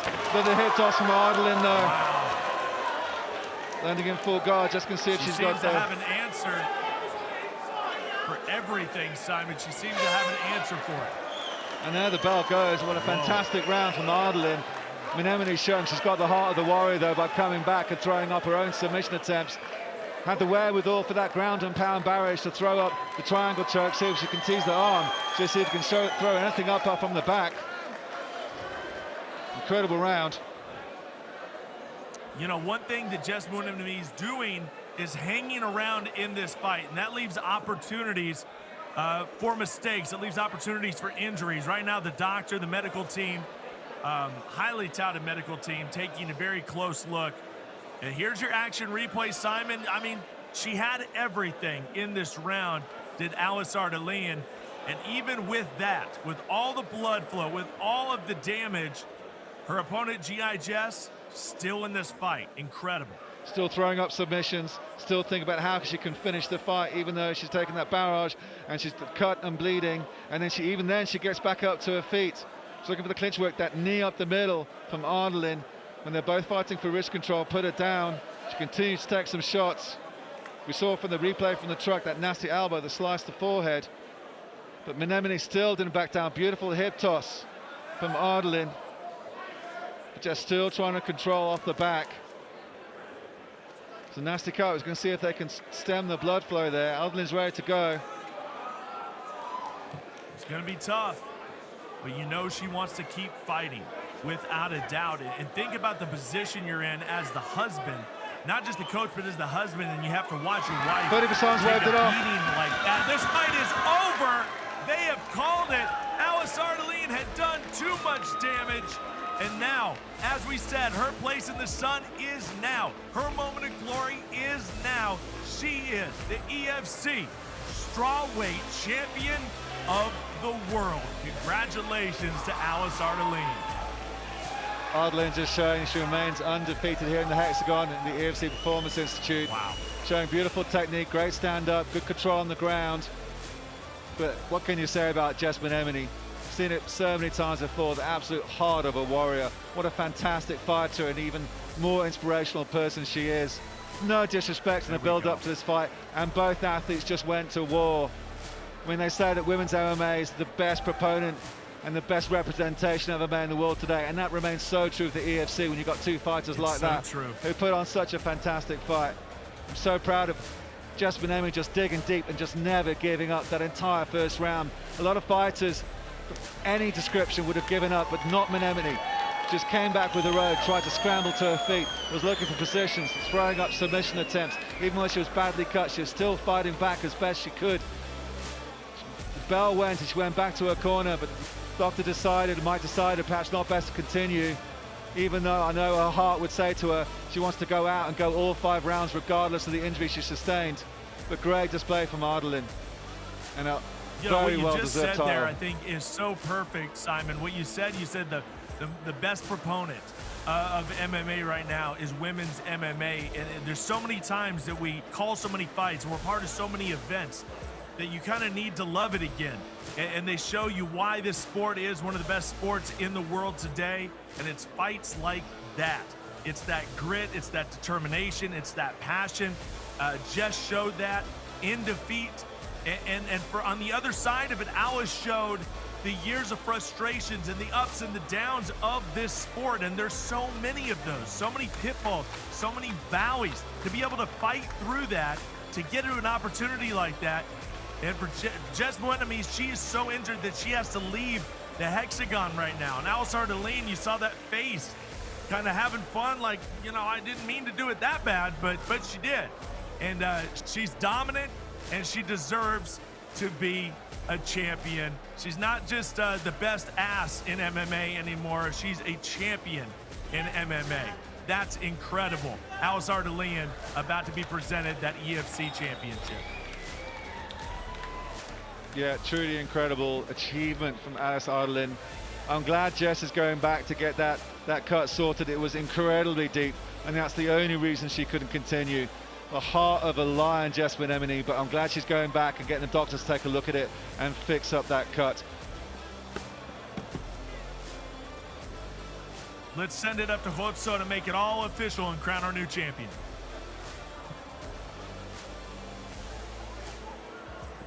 Ladies and gentlemen, referee Ferdy Basson has called a stop to this contest at 2 seconds of the second round, declaring your winner due to doctor's stoppage. And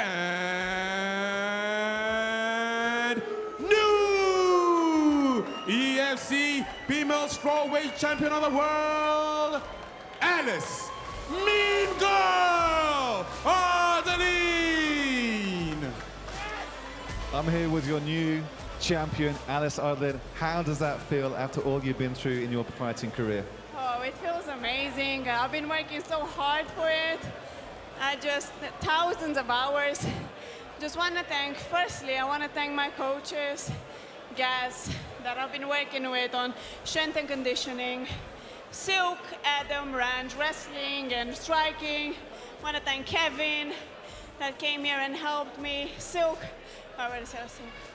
And I want to thank Chu, my jiu-jitsu coach, and all of my teammates and my family and my TikTok fans that actually told me to do the face when I win the belt. So I'm happy I won the belt. It's for me and for my team. And another win, I'm just lost. Jess showed that she's got the heart of a warrior. I'm sure she would have continued if it wasn't such a bad cut. Did she surprise you in terms of durability? Because once you had her on the ground, she was throwing up submission attempts, was fighting off the back to the entire end of that first round. I was surprised because my past fights, just my past fight that I actually use my elbows. I keep forgetting I have elbows as well. I like to throw punches and stuff, but I forget about elbows, but I did catch her with an elbow, and I hope she gets a speed recovery because the cuts are really nasty, and I have a lows. Like if you watch all of my fights, I have cuts all over my face. I know it's nasty, and I know how hard they heal. I hope she's having a speed recovery. I want to thank her and her team for this opportunity, and Graham Cairo and News, all of you guys, EFC. I'm happy to be back. I want to thank Leo Franco for helping me with some psychological tricks. And yeah, that's long. I hope that you come back in 2023 this year and defend that bout. What are the chances of that happening? I would be happy. I would be in, oh my God, because I love South Africa so much. It's amazing here. I have so many fans on my TikTok from South Africa. They all wanted to come to the fight, but obviously because it's a private event, they couldn't. They were all asking me for tickets. I'm sure they got pay-per-views, millions of them, I hope. But yeah, I'm happy. Finally, is this the greatest achievement of your career, taking this gold back to Ronin MMA, back to Birmingham? Thank you so much, everybody, and have a good night. Your winner and your new EFC Women's Strawweight Champion, ladies and gentlemen, Alice Ardelin. Ladies and gentlemen, we are live! Proudly brought to you by World Sports Betting. This is EFC 102. 3 rounds in the women's strawweight division. Introducing first, fighting out of the red corner. With 2 wins and 0 losses, she stands at 5'6", weighing in at 114 pounds. The fighting pride of Lagos, Nigeria. Welcome, Juliet, the Bone Crusher, Uka. And now introducing her opponent, fighting out of the blue corner, a Muay Thai fighter with 1 win and 2 losses. She stands at 5'4", weighing in at 114 pounds, fighting out of Cape Town, South Africa. Welcome, Crystal, the lovely Van Veek. Your referee for this bout, referee Peggy Valiatum. What a matchup. Preggy will be our 3rd person inside of the Hex. Krista Van Veek and Juliet Yuka. What a matchup. What a great way to kick off the main card. The ladies deliver on a very, very regular basis. Round 1 brought to you by Ignite. That is Nicole, one of our lovely Ignite ladies tonight. Ignite, of course, presented by Dan Bilzerian, bringing you premium vapes and the ultimate tequila. Nicole and Christy tonight will be your Ignite models. And here's Juliet Yuka, looking to keep the undefeated streak alive and looking to follow up a win is that woman right there, Krista Van Veek. Lou, you ready? Let's fight. Buckle up. EFC 102 main card is on. Round 1 brought to you by Dragon Energy. Van Veek in the purple, Juliet Yuka in the black, and we are on and popping, and they are throwing. Straight away, it was a nice right from Crystal, but a good one too from Juliet, and that right's just found another home as well. But it's Crystal Van Veek coming forward, looking for to clinch up. But good disengage from Juliet though, wants to keep the distance, but it's Crystal pushing forward. She's taking a couple of shots, that nice jab stepping out from Uka. Again, good timing from Juliet though. She's complaining, I think it was an eye poke, her right eye. Crystal apologizes. Happy to continue.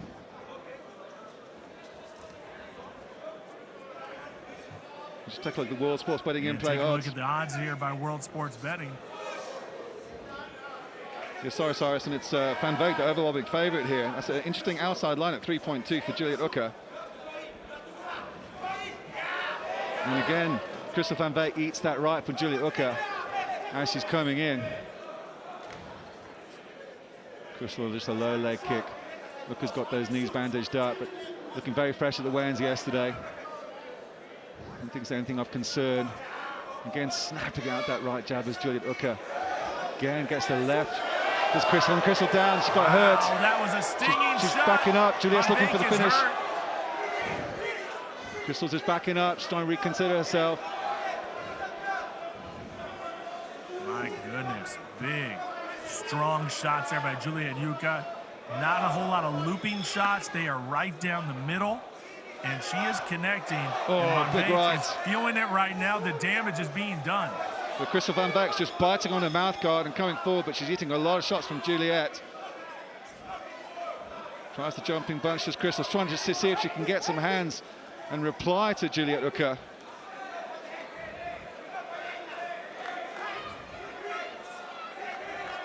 She's bleeding from the nose a little bit as Crystal now. She took a lot of those shots, but she's happy to push the pace and come forward. The right misses. Juliet Price with the right cross of her own just comes off. Superwoman punch. See what you did there. Well, of course. Come on, 2023. Can't be a Superman punch. Oh, another good 1-2 combination. Juliet Ucker. You can't make a mistake right now. If you're Van Dijk, I mean, she is leaving that head wide open. Every time she steps forward and strikes, Uka is making her pay. And all that damage is going to add up. As tough as Van Dijk is, you can see the damage already. You can see the DNA coming out. You see the blood. Uka is making her pay in a big way. Van Dijk better find a different way to go about things. She's going to have to try to shoot for a double. She's going to have to try to grapple, because this right here is just asking to get TKO. Yeah, Crystal's looking to enter the pocket, but she's just getting so many counters in reply. And Uka has more power. She just ragdolls Crystal down to the ground. A nasty right as she comes down to the floor from Juliet Uka. This right here is a problem. This is not where you want to be with Uka. She's got the neck, but she's more of a clasp than anything else. There's nothing more of a dangerous guillotine, but she's using it for a form of control as Crystal tries to get back up to his feet. And look at that, right into half guard. Great positioning here. See if she's able to do anything with it. A little over a minute to go. She's going to let Van Dijk get up. Juliet just showing a lot of strength when it went to the ground. Crystal did well, but Juliet wanted it to carry on. She was having such fun with the fists, was Juliet Uka, that she wants to keep it standing. It's just kind of what we expected, but Van Dijk continues to bite down on the mouth guard, saying that her mouth is a little bit open. You don't want to do against Uka. A big right cross from Uka. She's really time to tee off here, and Crystal's going to have to figure this out quickly because she's taking quite a lot of punishment. Crystal's in a bad place right now, but continues to trudge forward. She is a warrior. She's been in some battles before, clearly. Oh, great right jab from Juliet Uka, just snaps the head of Van Dijk backwards. Just really nice, strong counter punching, very efficient from Juliet Uka. As Van Dijk looks to close the pocket and see if she can get some leather on the face of the Nigerian athlete. Slow down a little bit. We've got 10 seconds left in this first. It's been an absolute cracking round. It's been a fantastic round here. The ladies definitely delivering on the promise here, definitely showing up tonight. And the reality is that Crystal Van Dijk has been tagged. She has been hit. She's showing a lot of damage, and you're not really seeing anything on the face of Juliet Uka. She is the one doing work tonight. She's been on the attack nearly the whole time, and every time that Van Dijk gets close enough, she's taking a good one too. Yeah, she's taking a lot of shots. Really good pinpoint striking on the counter from Uka. And here was where Crystal was really backpedaling, and Juliet was very patient. She pushed her advantage home, but Crystal Van Dijk certainly didn't back down. She kept coming forward throughout that round. Some nice hooks, but good jab from Uka. Just threw Crystal down to the ground. There's that nasty right that just glanced off the side of the head of Crystal. Nice right straight down the middle from Uka. As Crystal had her back up against the fence, thinking, what can I do to figure out the puzzle that is Uka in terms of the countering. Because obviously Uka didn't want anything to do with Crystal's ground game, so perhaps the idea is to start to tease the level change and get Juliet Uka just thinking twice about coming in and swinging those hooks. Easier said than done, because Juliet had a fantastic first round.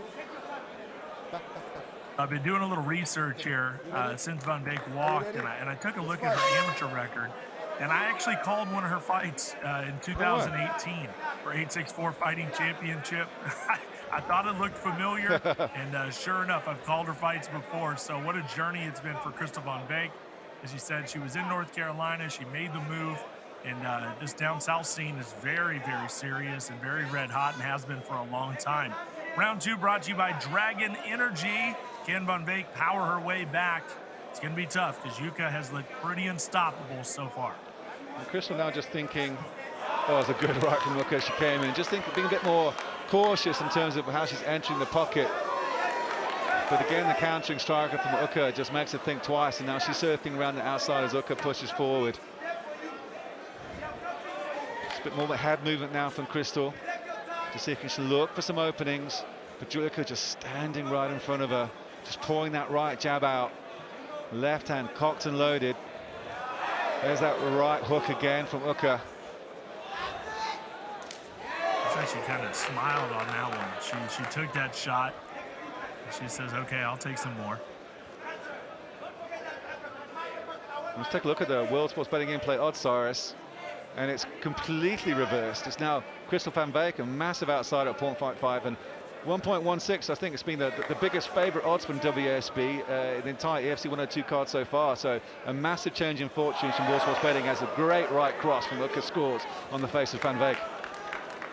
Well, as soon as those odds came out, Van Beek lands a nice right hand, but then she eats another one just moments later. Just can't seem to get a leg up or a hand up or anything up on Juliet Yuka, because Yuka continues to answer with big shots. And she's not expending a whole lot of energy either. Simon, she's just hanging in there and she's counterpunching. And she's doing a great job. Yeah, nice power from inside from Uka. Some short punches, but still landing as Crystal tries to land that left jab. Seeming a bit more bouncy on her feet. She's not going anywhere as Crystal van Beek, to be fair, but Juliet Uka is a very, very tricky customer. Showing a lot of power and a lot of zip in her punches. That right jab again, causing Van Beek to think twice about entering the pocket. Still to come, folks, the big welterweight championship main event, Zico Makengele and Mark Hume. You're also going to see heavyweights in our next matchup, and a big light heavyweight matchup as well. Great veteran Ashley Calvert, Shannon Von Tonder, two guys on the opposite ends of the spectrum. They're going to battle in our feature bout. A lot to be excited about here at EFC 102. Nice front kick from Uka, just glances off the front of the face of Crystal van Beek. Certainly Van Beek wearing the scars of battle so far, and Uka just cool and calm. That right again, just held in reserve. Every time Van Beek comes forward, there it is again. Crystal van Beek acknowledges it was another good shot.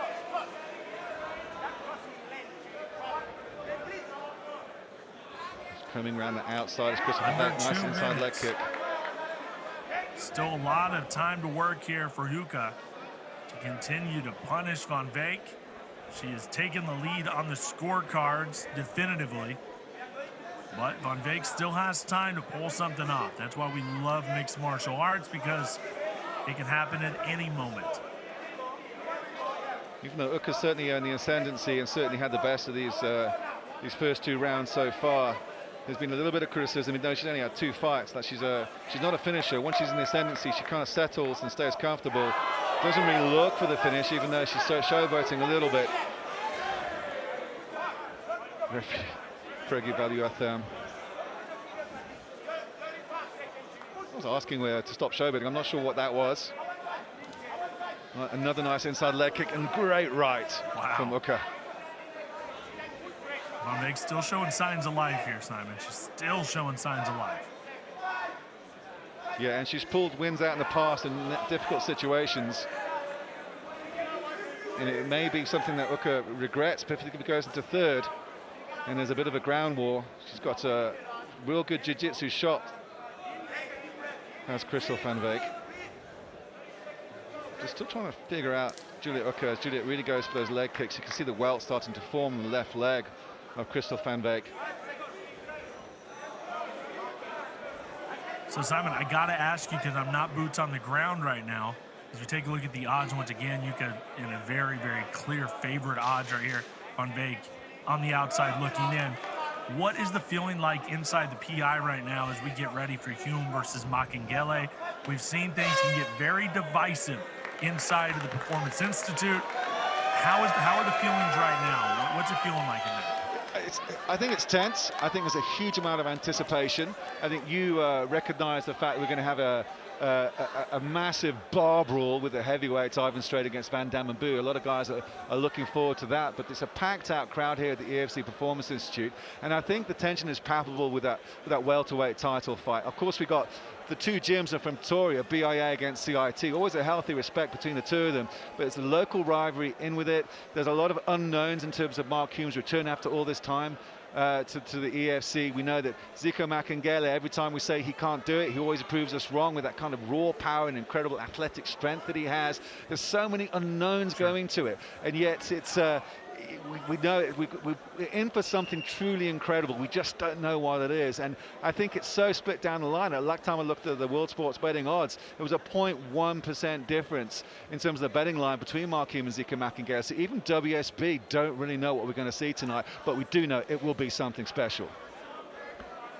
Like Nicole, something special. One of our beautiful Ignite models. Nicole and Christy tonight representing Ignite. And here we go. Final round here, brought to you by Dragon Energy. Juliet Yuka, Crystal Von Veek continuing to go after it tonight. Yuka is definitely in the lead, and Von Veek's going to have to put that foot on the gas pedal, hypothetically, and she's going to have to get in there and get to work. It's left cross from Uka, and Crystal gets out of the way nice. He tries to close the pocket. Bit of a stumble. She takes some shots as she gets back up to feet. She's looking to sprawl now. But it's Uka got the top control.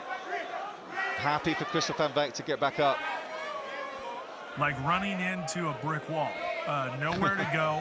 Yuka not giving her one bit. Good defense. Read it the whole way.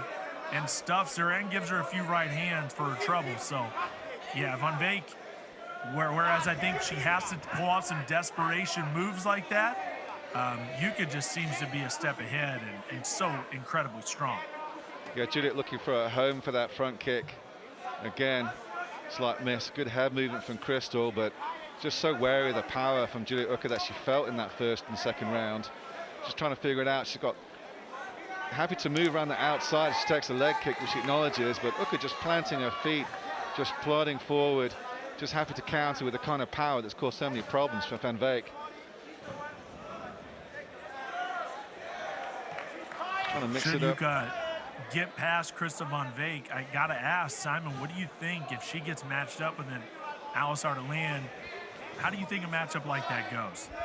Well, we saw, you know, what a fantastic ground game Alice has had, but her boxing is also on point. I mean, she's a superb kickboxer, Alice Ardalan. She's so much well-rounded. I think she's a champion of the strawweight division, you know, for a very good reason. She showed in the fighter season, you know, how strong she was in all areas of the MMA skill set.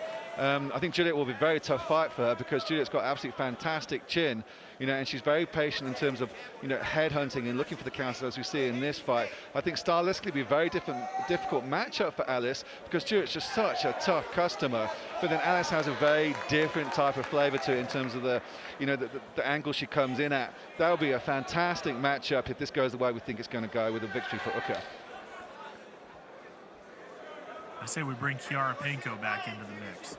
Throw her back into the mix too, why not? Put her on a flight. No complaints for me. Fighting in from Italy, Kiara Penko, fantastic fighter. Part of some of our legendary performances that we've had out of the ladies in the past, like Rizlan Zoak and Amanda Lino, and, you know, just incredible, talented ladies that have given us so many memories over the years. Yeah, a really fantastic history of women's MMA in the EFC, and the EFC matchmaker Graham Cartmell talking about reinvigorating, particularly the strawweight division of women's MMA on the African continent. Another left cross from Uka. I think we'd be remiss if we didn't bring up Manon. Manon Fiorot obviously just ripping it up in the UFC as well. Yeah, definitely a future UFC champion. Had her chops and won that that season of the fighter we were talking about. As really teeing off there is Juliet Uka. Some nice combinations when she had her opponent cornered. Christopher Van Veek got out of trouble. Oh, nice repeated right jab, the second of which found its home from Uka. Just jumping out of range from Christopher Van Veek. He's really trying to figure it out. Good body kick from Juliet Uka.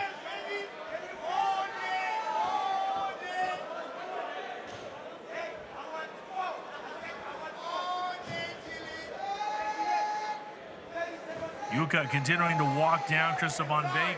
Much of the same in this round as we've seen in the fight. Van Beek gets major credit for hanging in there with the hard punches of Juliet Yuka, but just unable to get any offense going, any sort of point scoring on the board, and Van Beek is just at a disadvantage.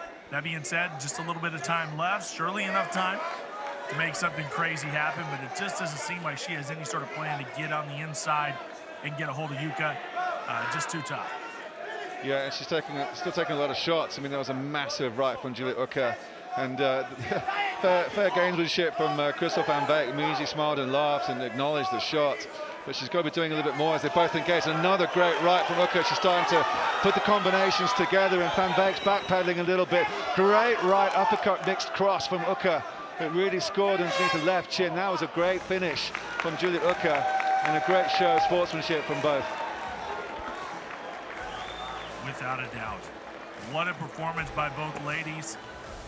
Taking it to the distance, great durability, and nothing to hang your head about going against Juliet Yuka tonight. She just had a little bit too much, and Yuka is really on her way, Simon. I mean, the sky is the limit. Who could it be next? Could she have punched her way to an opportunity for the title, or is there going to be somebody else that steps in there that gives her another battle before we get to that point? That'll make it 3 big victories for Yuka, undefeated, and she could be on her way. Yeah, Crystal Van Beek, you wonder what the next step is. I think for Juliet, I mean, she's certainly got her eyes on being the first Nigerian champion of the EFC, certainly one of the first female champions in women's mixed martial arts from Nigeria. And looked at that right cross, was absolutely fantastic. Some really nice repeated jabs, mixed it up, just causing so much problems for Van Beek as she entered the pocket every time. Just confident in her counter striking. She repeated that jab several times, the last one of which found its home, and that was a good strategy for Uka. That jab was just pumping out for those 3 rounds and was really scoring. You could see on the face of her coach, her dad Mosa, how happy he was with that performance. Surely, I mean, we don't want to talk about contender status, you know, we don't like matchmaking as commentators, but really, who can deny a title shot for Juliet Uka after that kind of performance? It's going to be tough to turn her away. All 3 rounds in the books. Let's go to Hotsa to see who comes out on top. Ladies and gentlemen, after 3 rounds, we go to the judges' scorecard for a decision. The judges score this contest 30-26, 30-26, and 30-27, declaring your winner by unanimous decision in the red corner, fighting out of Nigeria, Juliet, the Golden Balls, Uka!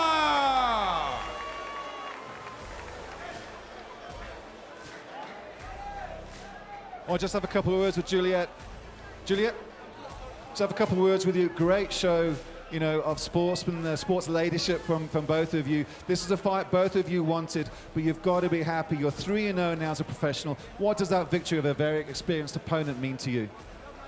To God, it really means a lot to me. So much lot, because I was aspiring to get this fight since for a long time. But each time I have disappointment because of the flights and the visa. But I thank God I'm here to prove myself, because the last time you remembered I told you that I'm going to come back. So this time I'm not just back, but better than before.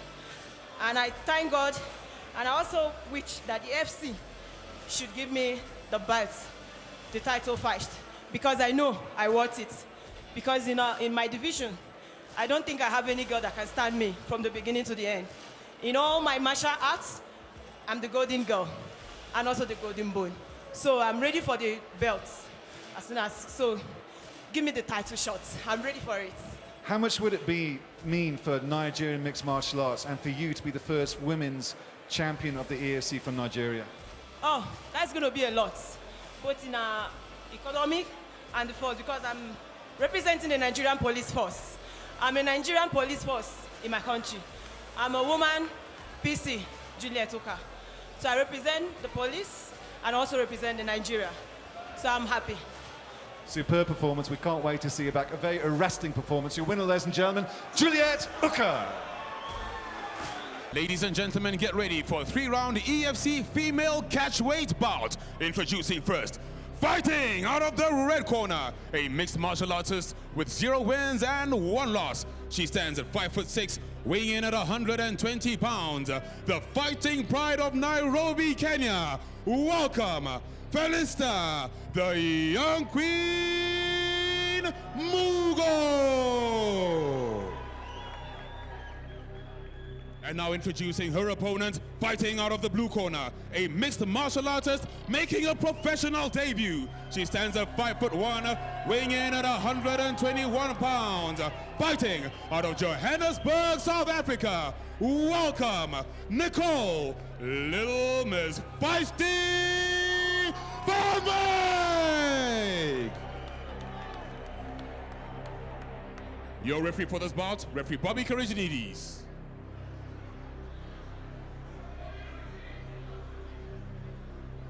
So here we go. Love this matchup. Bobby Karajanides is going to be your referee.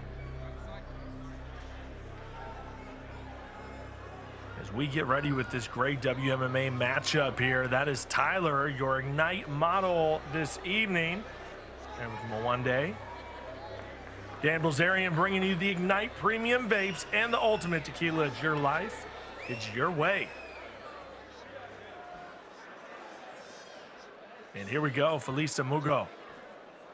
Coming out of Kenya, ready to make impact tonight, Nicole Van Wyk in her professional debut.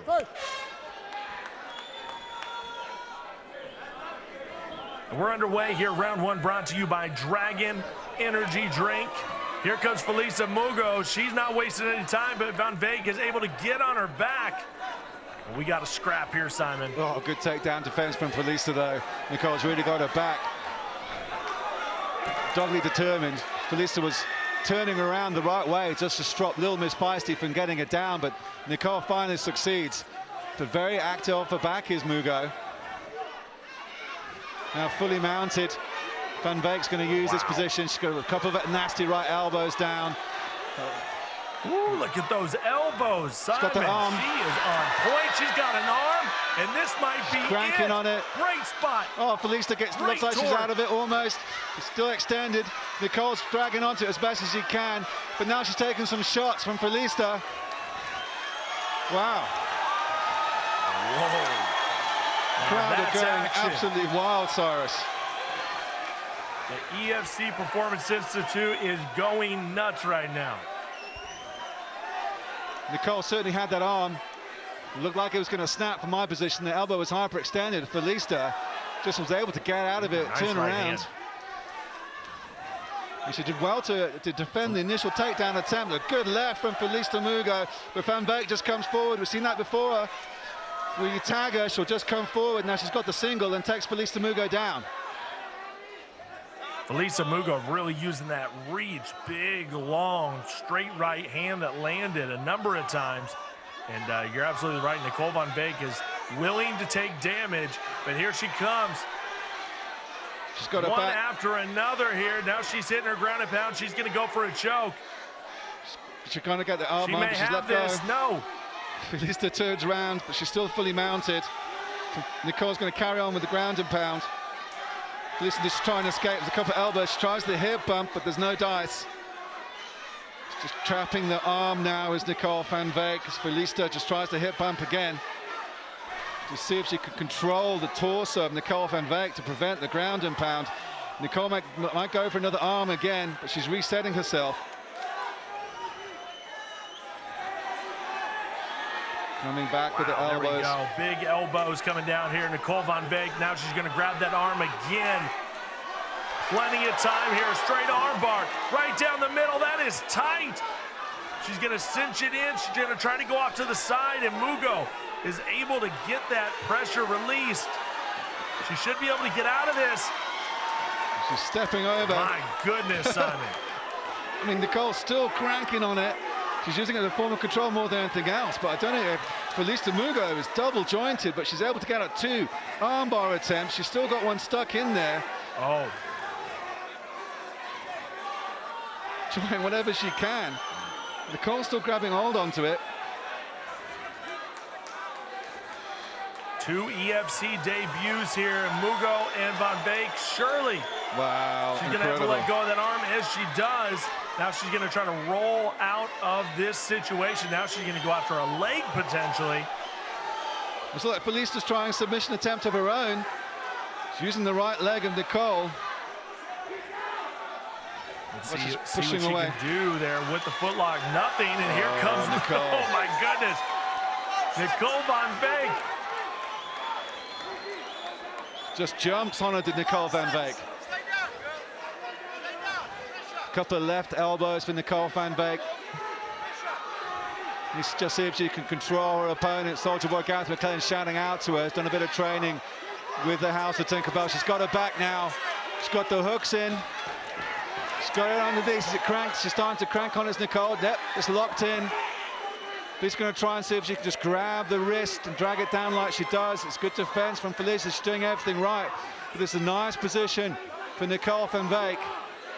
Trying to think, what does she have to do to submit this incredible Kenyan athlete who's just gutted out all these submission attempts? It's underneath the chin, Cyrus.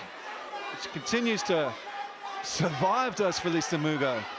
Great display of guts and determination from the Kenyan athlete. Yeah, just the perseverance of Felicia Mugo has been truly on display here. Absolutely incredible. Nicole Van Beek throwing everything at her, and somehow Mugo still continues. This has been special. This is what we've been waiting for on a wild night here in Johannesburg, where we have seen some crazy finishes, wild endings to fights. Now we get just a tremendous barn burner here between these two women. Incredible work by Mugo, able to survive, but Nicole Van Beek was relentless. What a debut here for Van Beek as we go into round 2. 3 really deep submission attempts by Nicole Van Beek, and she can't get frustrated coming into the second, thinking what does she have to do to put Felicia away, because Mugo had just gutted out every single submission that Nicole was able to slap on her. I mean, like, Nicole just wouldn't let her go, but some really good escape attempts from Felicia just to get away from danger. Some nasty elbows from Nicole, just pity-patting up several times. There you got the armbar. She teased it for a second time as well, but carried on in full mount and just rained down the ground and pound, and then got the rear naked on later in the round after those 2 arm bars. And it just seemed that Felicia Mugo's arm was just made of absolute rubber. Look at this, hyper-extending the elbow at several times. Felicia just thinking about grabbing onto the left leg of Nicole Van Beek as a way of form, just trying to escape any way she can. Absolutely fantastic round. Are you ready? Ready, fight! All right, let's do it again. Another 5 minutes of this chaos. Dragon Energy brings you round number 2. Oh, it's good right from Felicia. And look at that shot that Nicole just took. Wow. Very nice right from Felicia. Nicole's starting to hunt her down. They're starting to exchange. Oh, another good right from Felicia. Nicole's got to back up against the fence. Repeated rights from Felicia Mugo. Nicole Van Beek trying to clinch up. Trying to take it down, but good defense again by Felicia Mugo. She's trying to ragdoll Nicole down, but Nicole stays up on her feet.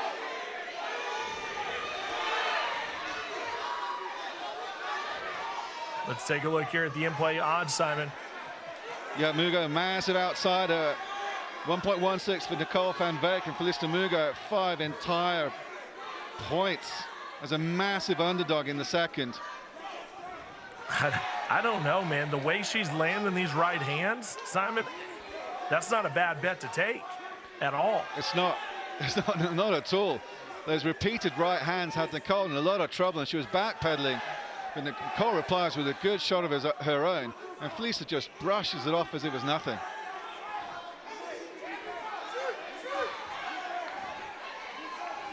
There's a kick attempt from Felicia, a nice left from Nicole, and they disengage. Nicole's coming forward. Felicia tries the right hand. Good stiff left jab from Nicole Van Beek. Felicia replies with a combo of her own. Nicole's trying to find a bit of a home for that jab.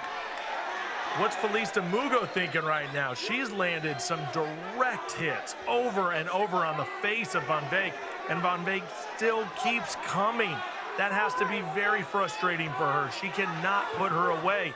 And now Van Veek's going to try to come around the back once again, or she's going to grab that arm again.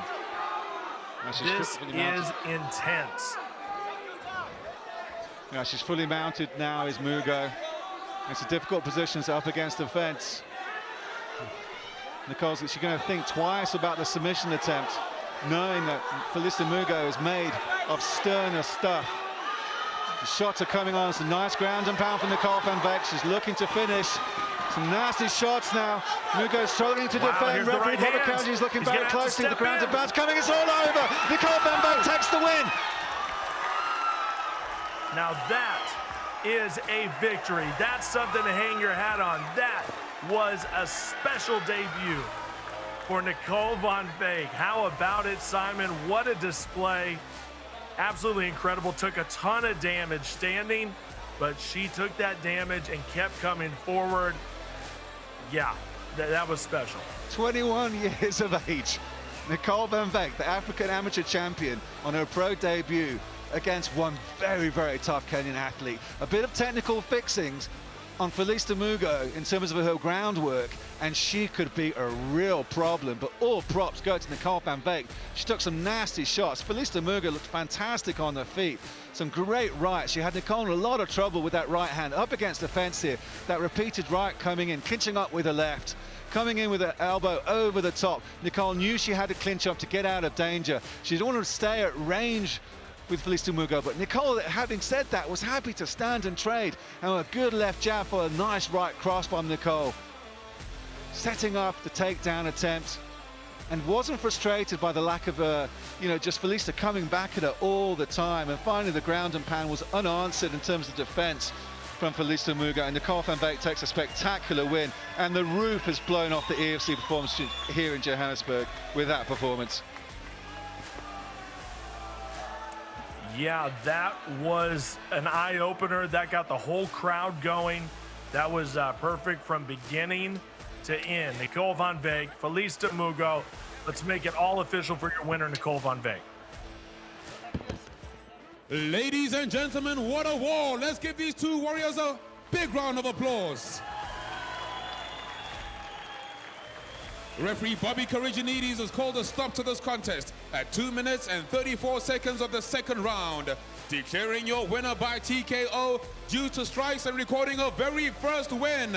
In the blue corner, Nicole Little Miss Feisty Van Veek.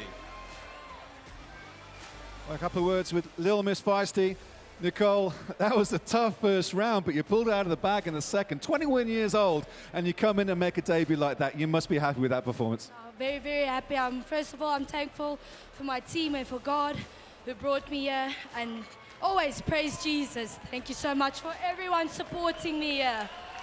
You had 3 very deep submission attempts in that first round. Were you getting frustrated? How deep were those arm bars? The arm bars were deep. I started feeling her arm like click, click, and I'm like, oh, okay, go on. And she got out. I was like, shit. And then to the bare naked choke, I tried it, and it didn't work, so TKO was the win. I've got to ask you and put you on the spot. Where next for you? Because that was a spectacular debut. When you go back and you speak to Peace and Gift and Nathaniel and JP, what do you want next?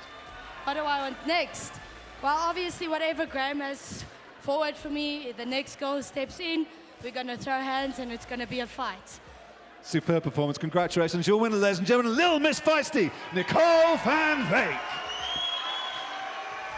Little Miss Feisty indeed. How do you not like that? That was awesome. Great interview as well. Just tremendous. And House of Tinkerbell has to be very, very happy with that performance.